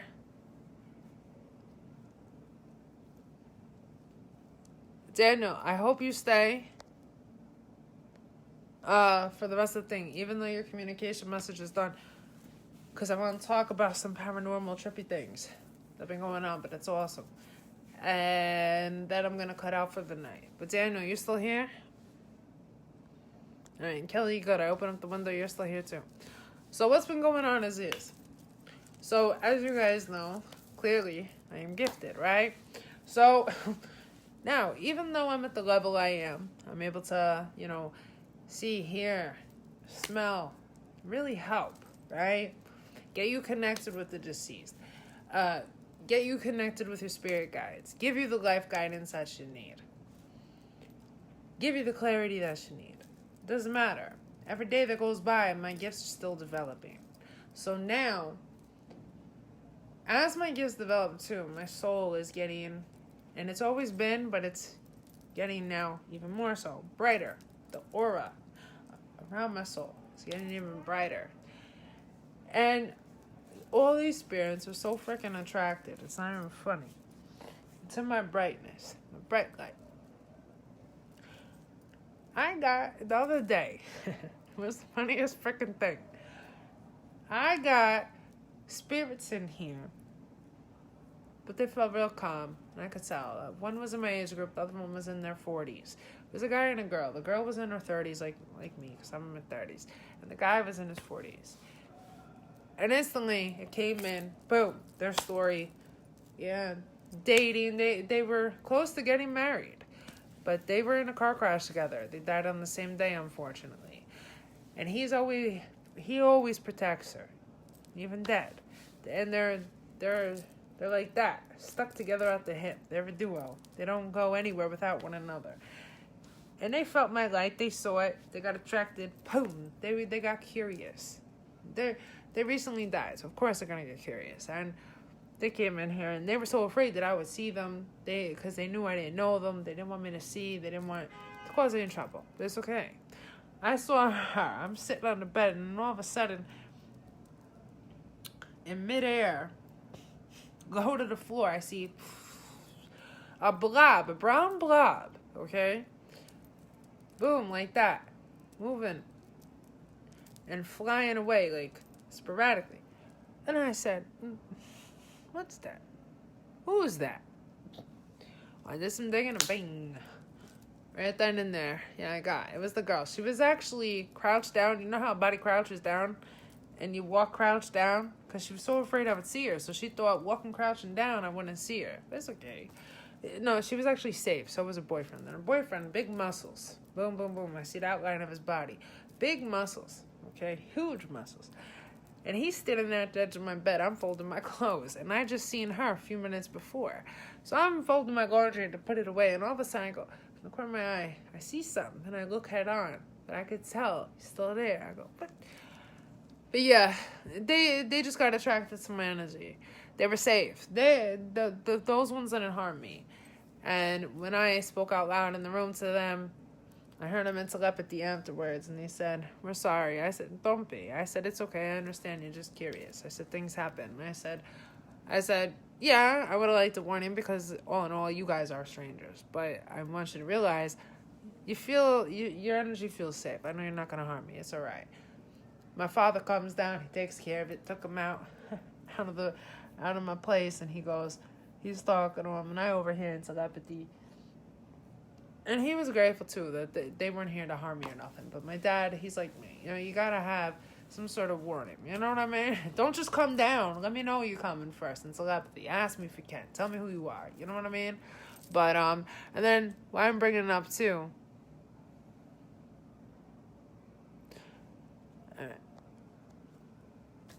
Why I'm bringing it up, too, is it happened again today.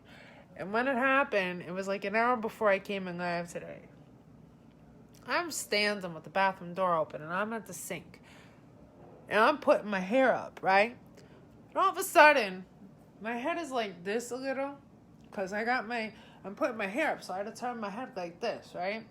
Anyway, from the corner of this eye, right? Now, like I said, the bathroom door is open. So from the corner of this eye, I see from outside of the bathroom, okay? Like right in the doorway, something, okay? And I go, I don't see nothing, but I could feel the spirit. It wasn't one of those two from the other day. But it was still a curious busybody nonetheless, drawn to my light. Instantly, my mom told me right when that happened, you're safe. We're just going to get them out again. It's like the other day with those two. And I said, it's all right. And my mom goes, this is going to happen now with your light getting brighter. This is bound to happen even more. I said, it's all right. I said, I don't mind. I said, I'm used to this. I said, I'm just glad. Look, I'm seeing them now instead of just... Now, I see spirits, don't get me wrong. Outside, a lot of times, outside of my home, I've been doing that for years, just seeing them. But I made a pact with God years ago. I am not to see spirits in my home again. If you're related to me, okay. But if not, I don't know you. I don't want to see you in my home. That scares the shit out of me. Try being 3 years old. Dark as shit. In your room. It's like 12 o'clock at night or something. And right by your bedside, you sense spirit there. And now, because you're basically ignoring them, I'm scared. I was little. I was 3 years old. Why am I going to pay you attention? So now, because I was ignoring them, all of a sudden, boom, they showed themselves, a husband and wife, who actually lived up the street. We knew of them, but that was it. And all of a sudden, when their house burnt down, they came to pay me a visit because they wanted answers on how their house caught fire. And they thought because I was psychic, I could. Well, not for nothing.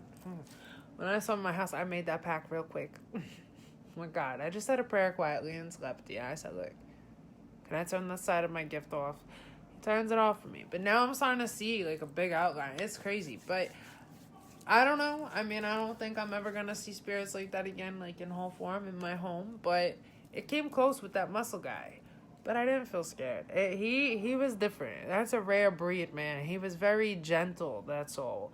And it felt like, like, almost like I know you, but I don't know you, But, like, familiar energy. But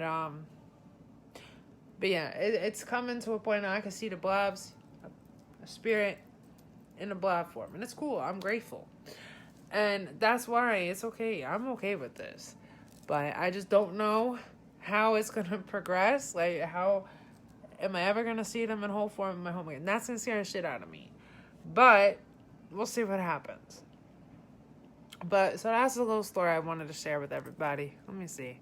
Question. Looking up at the sky, hold on. Tiny clear dots floating around. Is that spirit? Hold on, man. Up in the sky.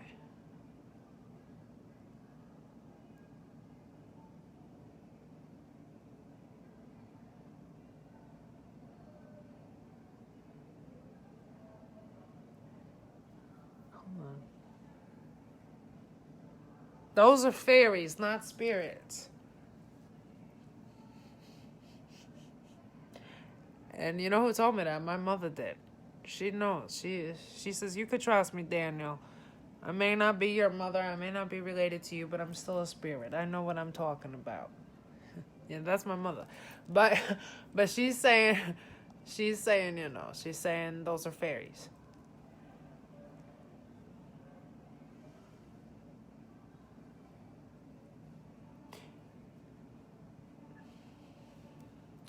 Daniel, I don't know if you know this, but we all have spirits and fairies watching out for us. Us gifted ones. Us psychics. And I'm real connected to fairies. The best way to connect with the fairies is in nature. Go for a long walk in the woods. Boom. I'm in New York now. I can't do that. But when I lived in Jersey, I used to get lost in the woods. Holy shit did I get lost in the woods. I purposely made myself get lost in the woods. It's not like I literally got lost. Like, oh my God, how do I get back home? No. I just went for hours in the woods. Walked. Communicated with spirit and my fairies in telepathy. Boom. Felt one with Mother Nature, too.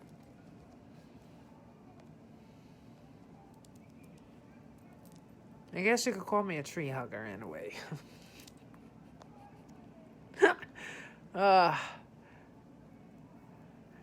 I trust you, Mel's mom. Wish I could. I met you. I sense energy in Mel's life.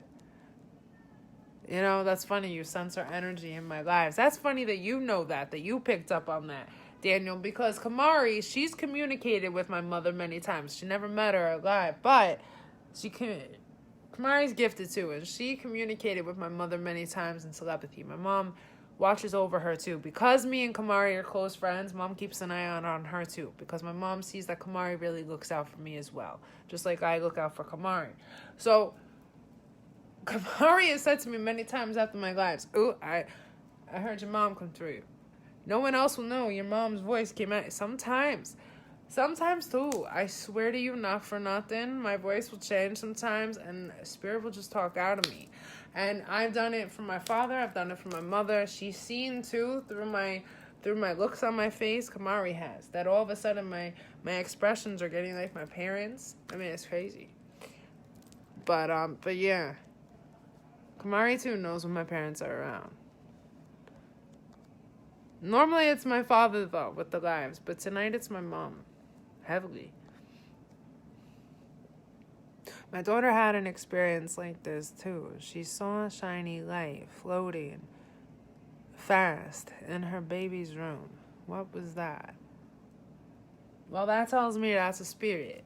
You know, a lot of times spirits will turn themselves into light. Those are light workers. You know, there's light workers who are alive and light workers who are dead. You know, light workers, I'm a light worker. An empath is the same as saying a light worker. You know, us light workers, we're here to help guide people, right? We guide you guys down a healthy road, right? Well, that's what some spirits are chosen by God to do too. And a lot of times they will come down in the form of light. You know, when I was living in my first apartment on my own back in Jersey after Mom died, I think my father was still alive, or maybe not. No, I think it was right after Dad died too. Because my dad died close to a year after my mom died. 29 days short of a year, to be exact. But anyway, Dad was either still alive or dying. But either way, Dad was either gone already or dying. And when this happened, but there was a spirit. I'm in my room. It's dark. I got the TV on only, but it's still pitch black, basically.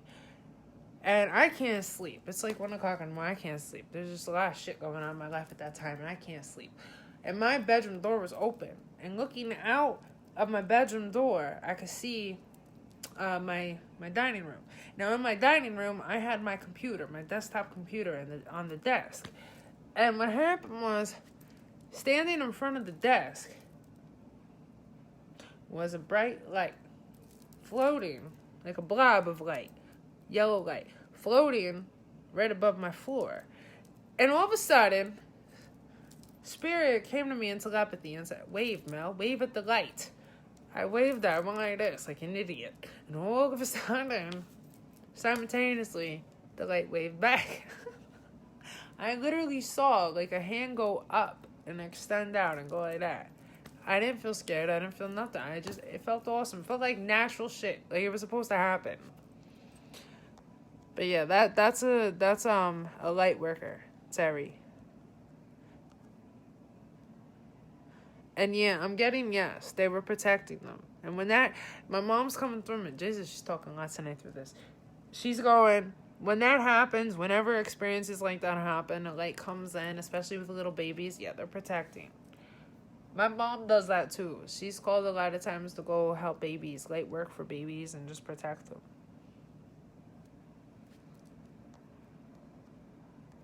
And then when that happens, I got my other family, like my father, my other relatives up there watching me. Until my mom gets back. But my mom is my number one guardian angel, and she's my mother, so she don't take her eyes off of me unless she has to.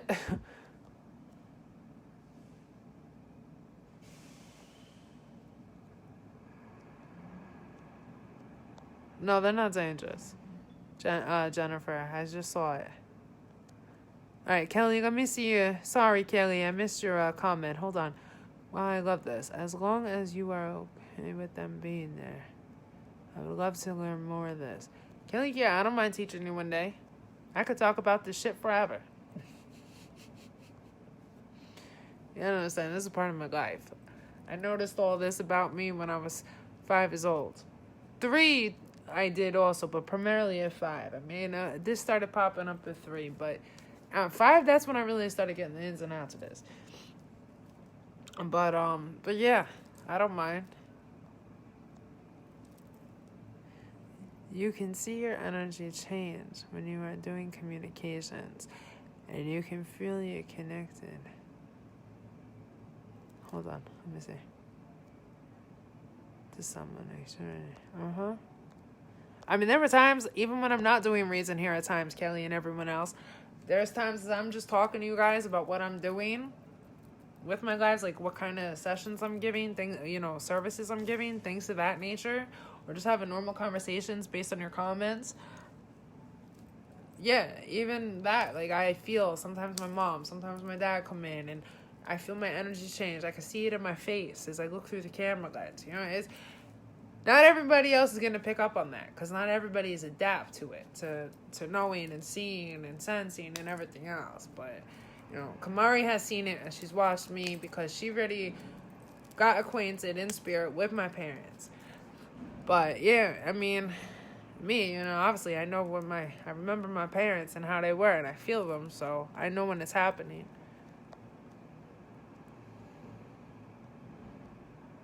You can see them through baby monitor. And it was passing and coming back. Baby monitor. Yeah, a lot of times you can pick them up on baby monitors.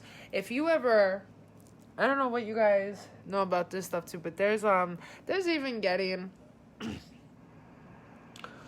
like what is it? Not visual, the hearing. Why can't I think? Audio recordings. There we go. Audio recordings. There's getting audio recordings of spirit. Now you're gonna hear a lot of times like, but once in a while, in between the, you're gonna hear a voice. It's gonna come out like an echo, like muffled, and it's gonna have density to it, but somebody could hear it. Years ago, me and a friend, he's gone now, God rest his soul, but he was my best friend.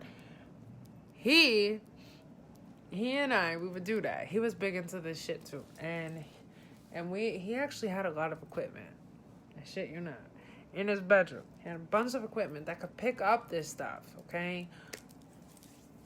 And it was meant for this. It was meant for the paranormal to pick that up. And yeah, we heard it. It used to scare him, but yeah, he was doing that stuff long before he ever met me. Why is it scaring you? But anyway, and he used to look at me and go, it's not scaring you to hear it, to hear spirit. And I said, no.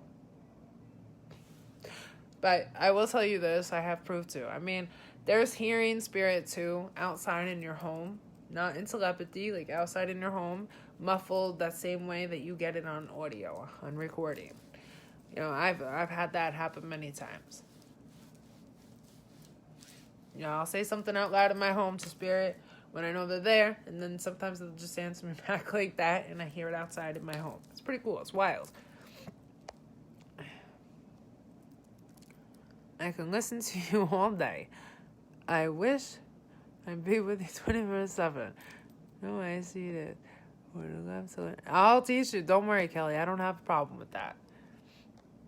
I'll call. It's funny because I was actually thinking to myself before too, but I didn't say anything on purpose because I didn't. When I'll have time, but I want to make time. But I was gonna tell you, before, as we finished up with the reading, that I want to make time soon to just video chat with you and just talk to you about whatever. But yeah, now I know that we'll talk about this. But I can't give you a time when, because I'm so busy trying to get the other done. But we'll see what happens. It shouldn't be too long though. Let me see something. And I gotta put this back on. Damn. When I'm on video chat. Oh, sorry, not video chat, but live chat. The connection drops quick. Give me a minute. Alright, so anyway. What am I saying here? Yes, we heard that. And Jen at first, me and Jen at first, is here to us through monitor because we heard this out. Well, let me tell you something. Every spirit is different too. Every spirit, has different energy attached to them. It could have been that spirit itself, themselves, that was scaring you. And not necessarily the experience. You see what I'm saying? I mean, let me tell you something. Even knowing damn well that the damn spirit was in my house when I was living in Jersey to help me out with something. Okay, I'm not going to get into all of it now. Maybe one day. Still, man, that fucking damn strong energy, excuse my French, but it helps it's just sometimes a curse word, man, really makes the story go by a little better. But anyway, long story short, let me tell you, even though knowing the guy was good, not gonna hurt me, and was there helping me along with my parents and some other family members of mine, still, your energy's so strong, man. You gotta really come up like that, so close to me with that strong energy. I literally, my feet, I literally bounced up off the floor. My feet were like dangling in the air. But that's what that was about. They knew that he had strong energy, so did he. And, dismal times with something hairy right around the corner, and my parents want me to be awake when that something hairy comes in. Yeah, they want somebody with a lot of energy, strong energy, to come in and spook me a little, so I'm alert and know what the hell's going on, so I'm ready for that hairy situation. I'll tell you though, it really worked like that. That guy's strong energy, that got me ready and prepared for what hairy situation came soon, within the next 3 months.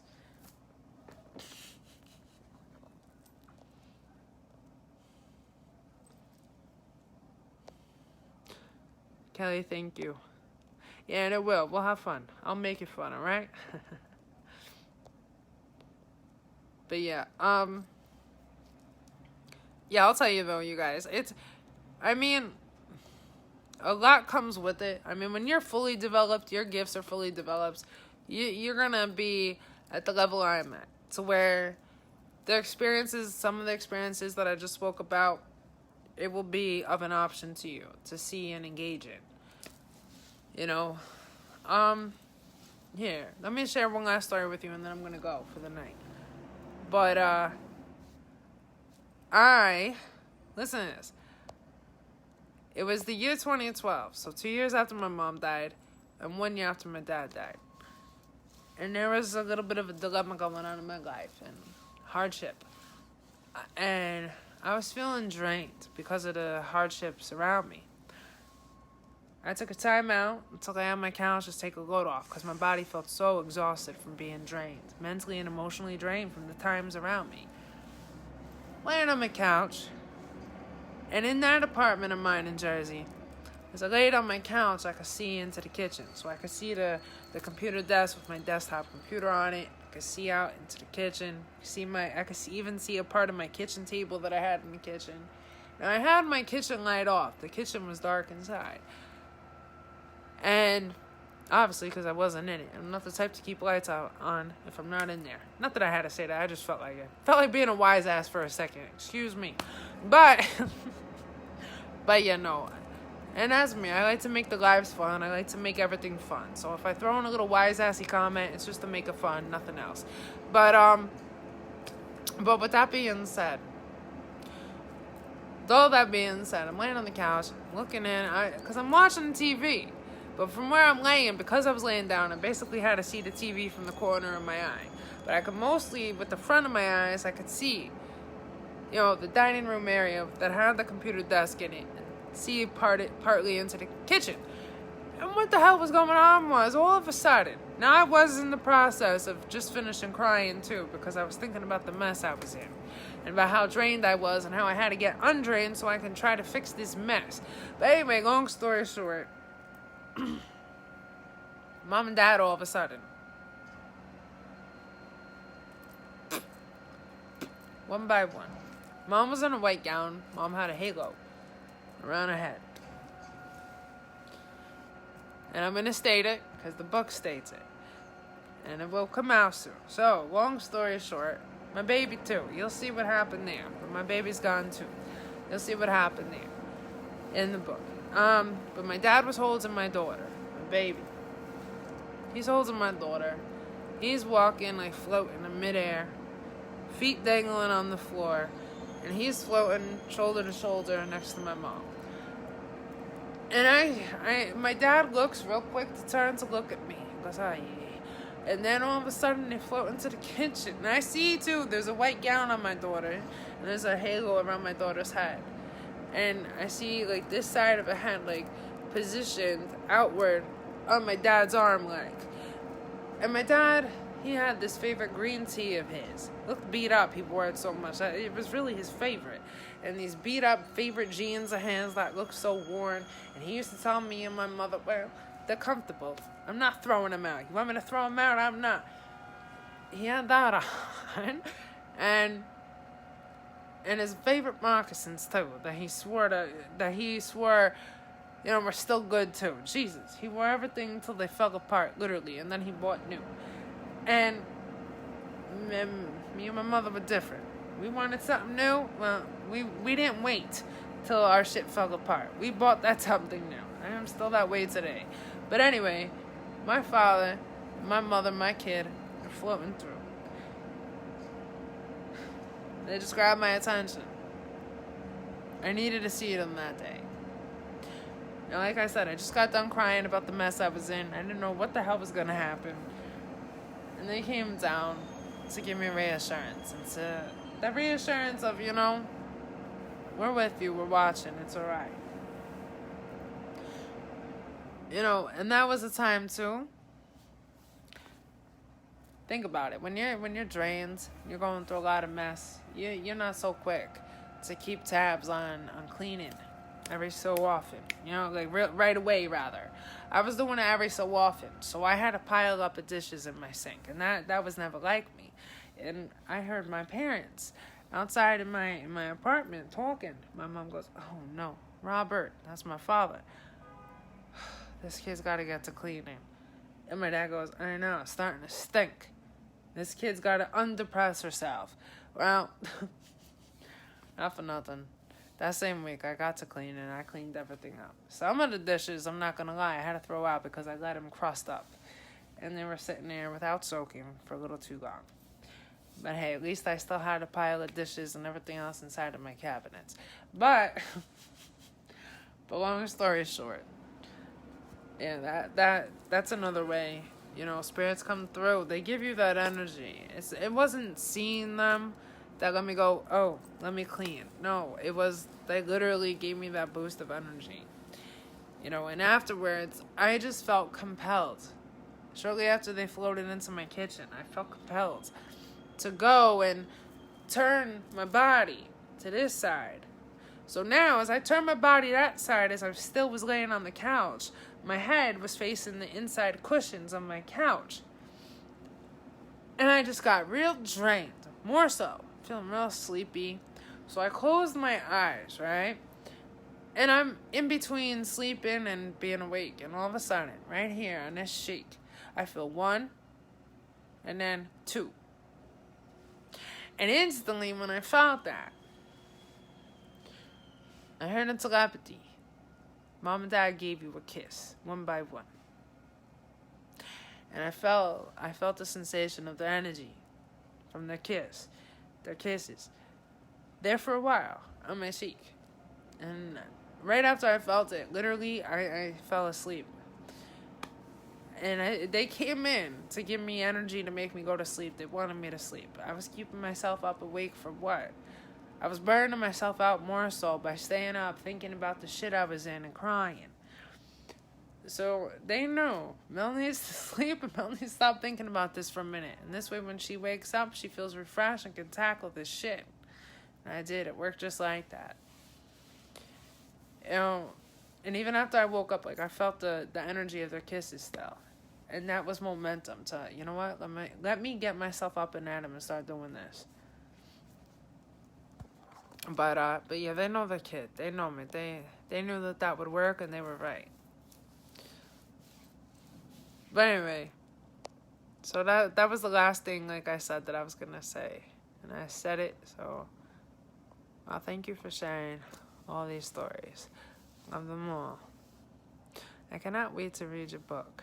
Don't forget, it's books. So it's 2 books in one. You got the memoir, and then you got the Spiritual Perspective Self-Help. And in the Spiritual Perspective Self-Help, everybody, it's me, Mel of Life Guidance with Mel, who's in there. I even come in the introduction, introduce myself as Mel, the owner of Life Guidance with Mel, and I share a rundown of my business. And the same way I teach you in here, I teach you out there in the book. It's to showcase my business. And it's to ensure that I always have a literary career up and running. Here's a known fact. When you do traditional publishing, it just means you have an agent and you have a publishing house. And the agent and the publishing house position you outward into the media with TV interviews, book signing tours, the whole 9 yards.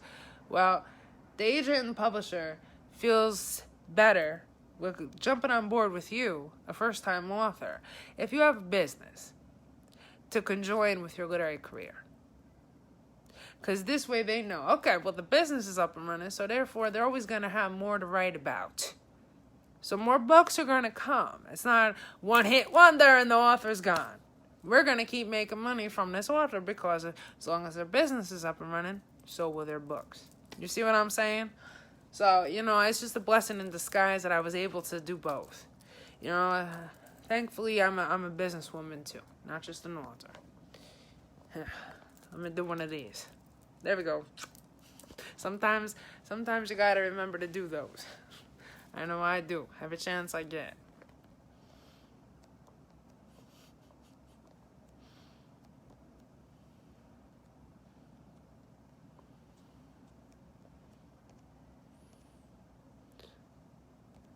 Thank you, Kelly. What's funny is I'm on this last chapter like I am now. I'm going, shit. This came out better than what I realized. And all the last ones that I tried writing and tried selling, it didn't work. And you know why? I realized something. I didn't have the business up and running then. And I couldn't get to the complete plot and to the complete point as the gifted one I am and teach self-help comfortably without being Mel, spiritual advisory business owner of Life Guidance with Mel.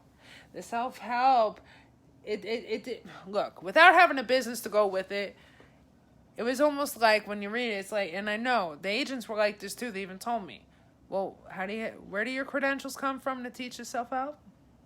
No, now no one's going to question me that. The business gives me the credentials. I always had what it took to teach it before, of course, yeah. But with the business backing me up, well, that's my credentials. And now everything can get legally done for the book. You see what I'm saying? It's going to be all right. It's just I always wanted to open up the business, even way before I did.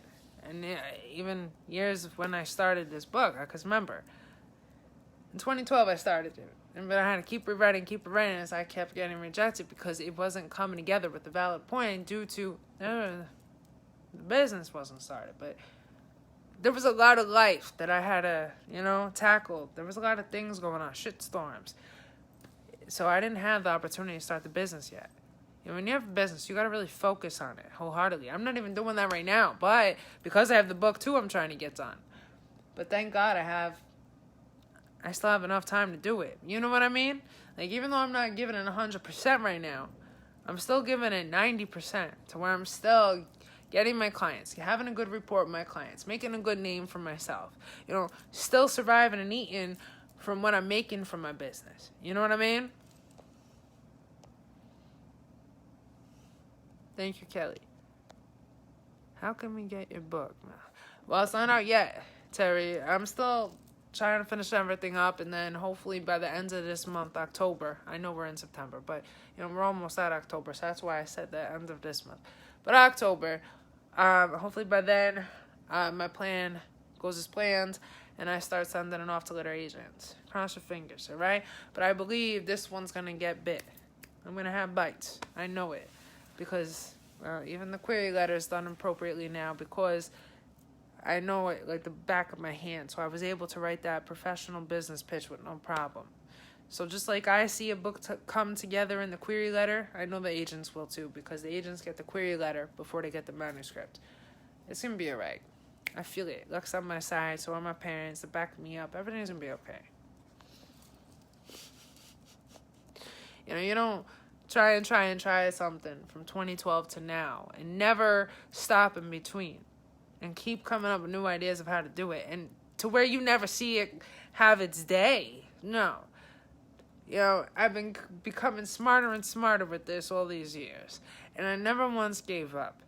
And at the same time, I've been tackling life and everything else too. At the same time, so you mean to tell me all of a sudden putting all that hard work and it's not going to pay off? Hell no. As long as you guys too, you work on something, you don't give up, even when you see that you failed for a little bit. It doesn't matter. You try new ways. You get back up on your feet. And you keep burning that oil. It works. Eventually, it all pays off. And everything we work on sees its day. It takes some time. It takes years. Literally. Not just for me. But as long as you're passionate about what you do, then you love what you do. As long as those two things are a factor, you're not going to quit. You're going to keep doing it and finding ways to get there. I've been persistent since the day I was born. And damn it, I still am.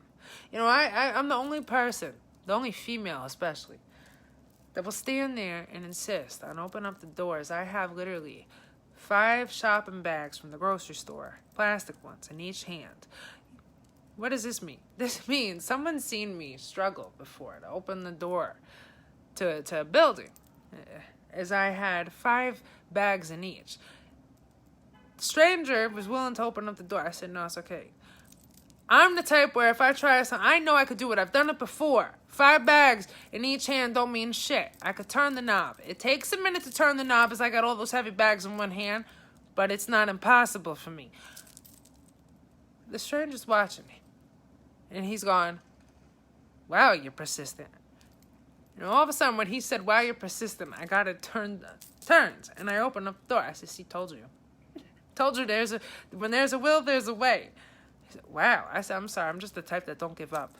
I knew I've done it before. Well, I knew I could do it again. And literally, this was just a couple years ago. And I'm 37 right now. I was about 35. Look, let me tell you something.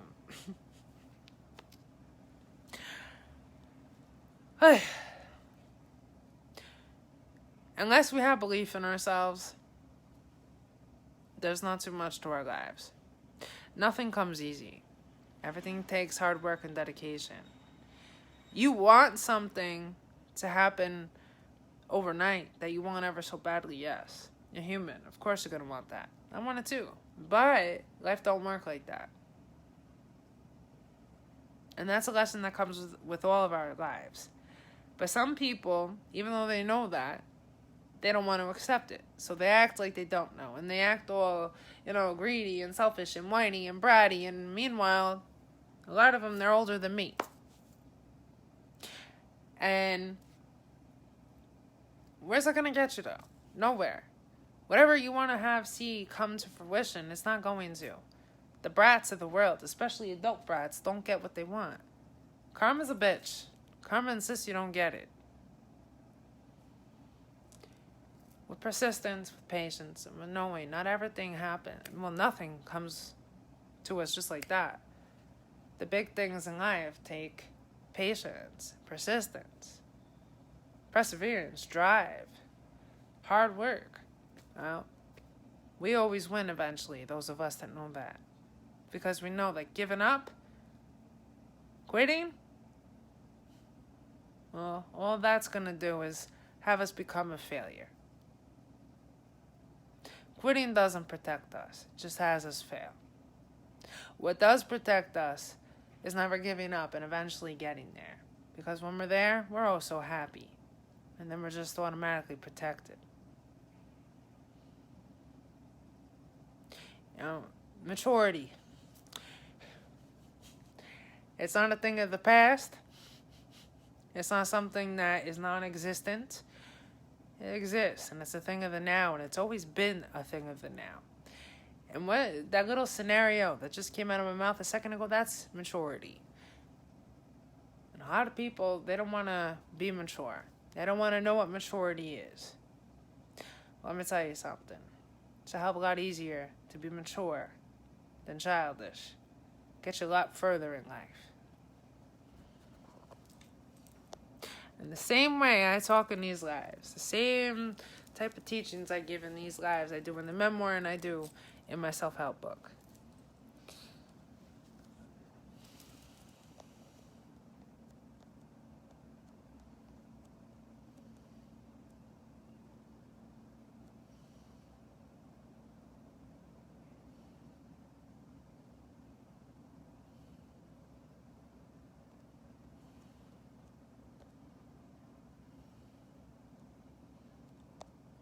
Hold on. I'm reading the comments.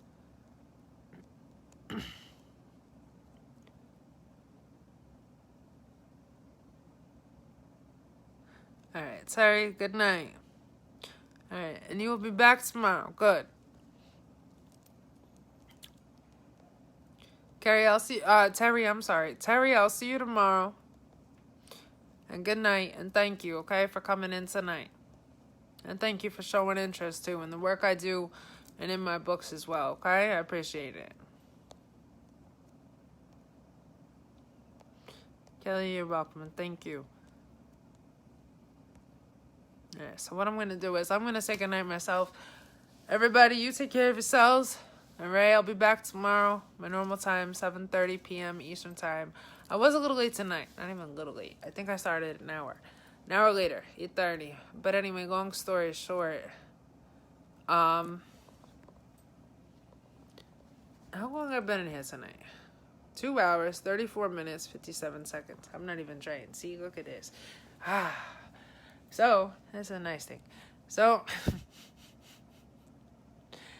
I will. I'll get some rest. And good night, Kelly. Jennifer, let me see you. I'm going to bed now. It's always a pleasure to listen to you. And I enjoy having a big day tomorrow. Alright, Terry, Kelly, and Jennifer, thank you guys. Alright, I appreciate that. Your words. Alright, everybody. Alright, so good night.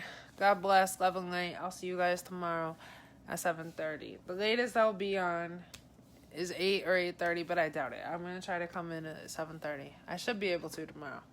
I was cooking up a big-ass meal tonight, and it took longer than what I thought, so it was actually... And then I wanted some downtime to really enjoy after dinner, so it didn't work like that, me coming in at 7:30 or even 8, so I started 8:30. But anyway, tomorrow I should be in at 7:30. I will see you guys tomorrow, alright? Take care of yourselves. God bless. Love and light, alright? Take care. Kelly, I'll message you probably on the weekend, alright? And one day this weekend. And then see if you could... I'll message you to see if you could do the video chat, alright? One-on-one. But either way, we'll get that done soon. Alright, everybody. Love and light. God bless. Good night.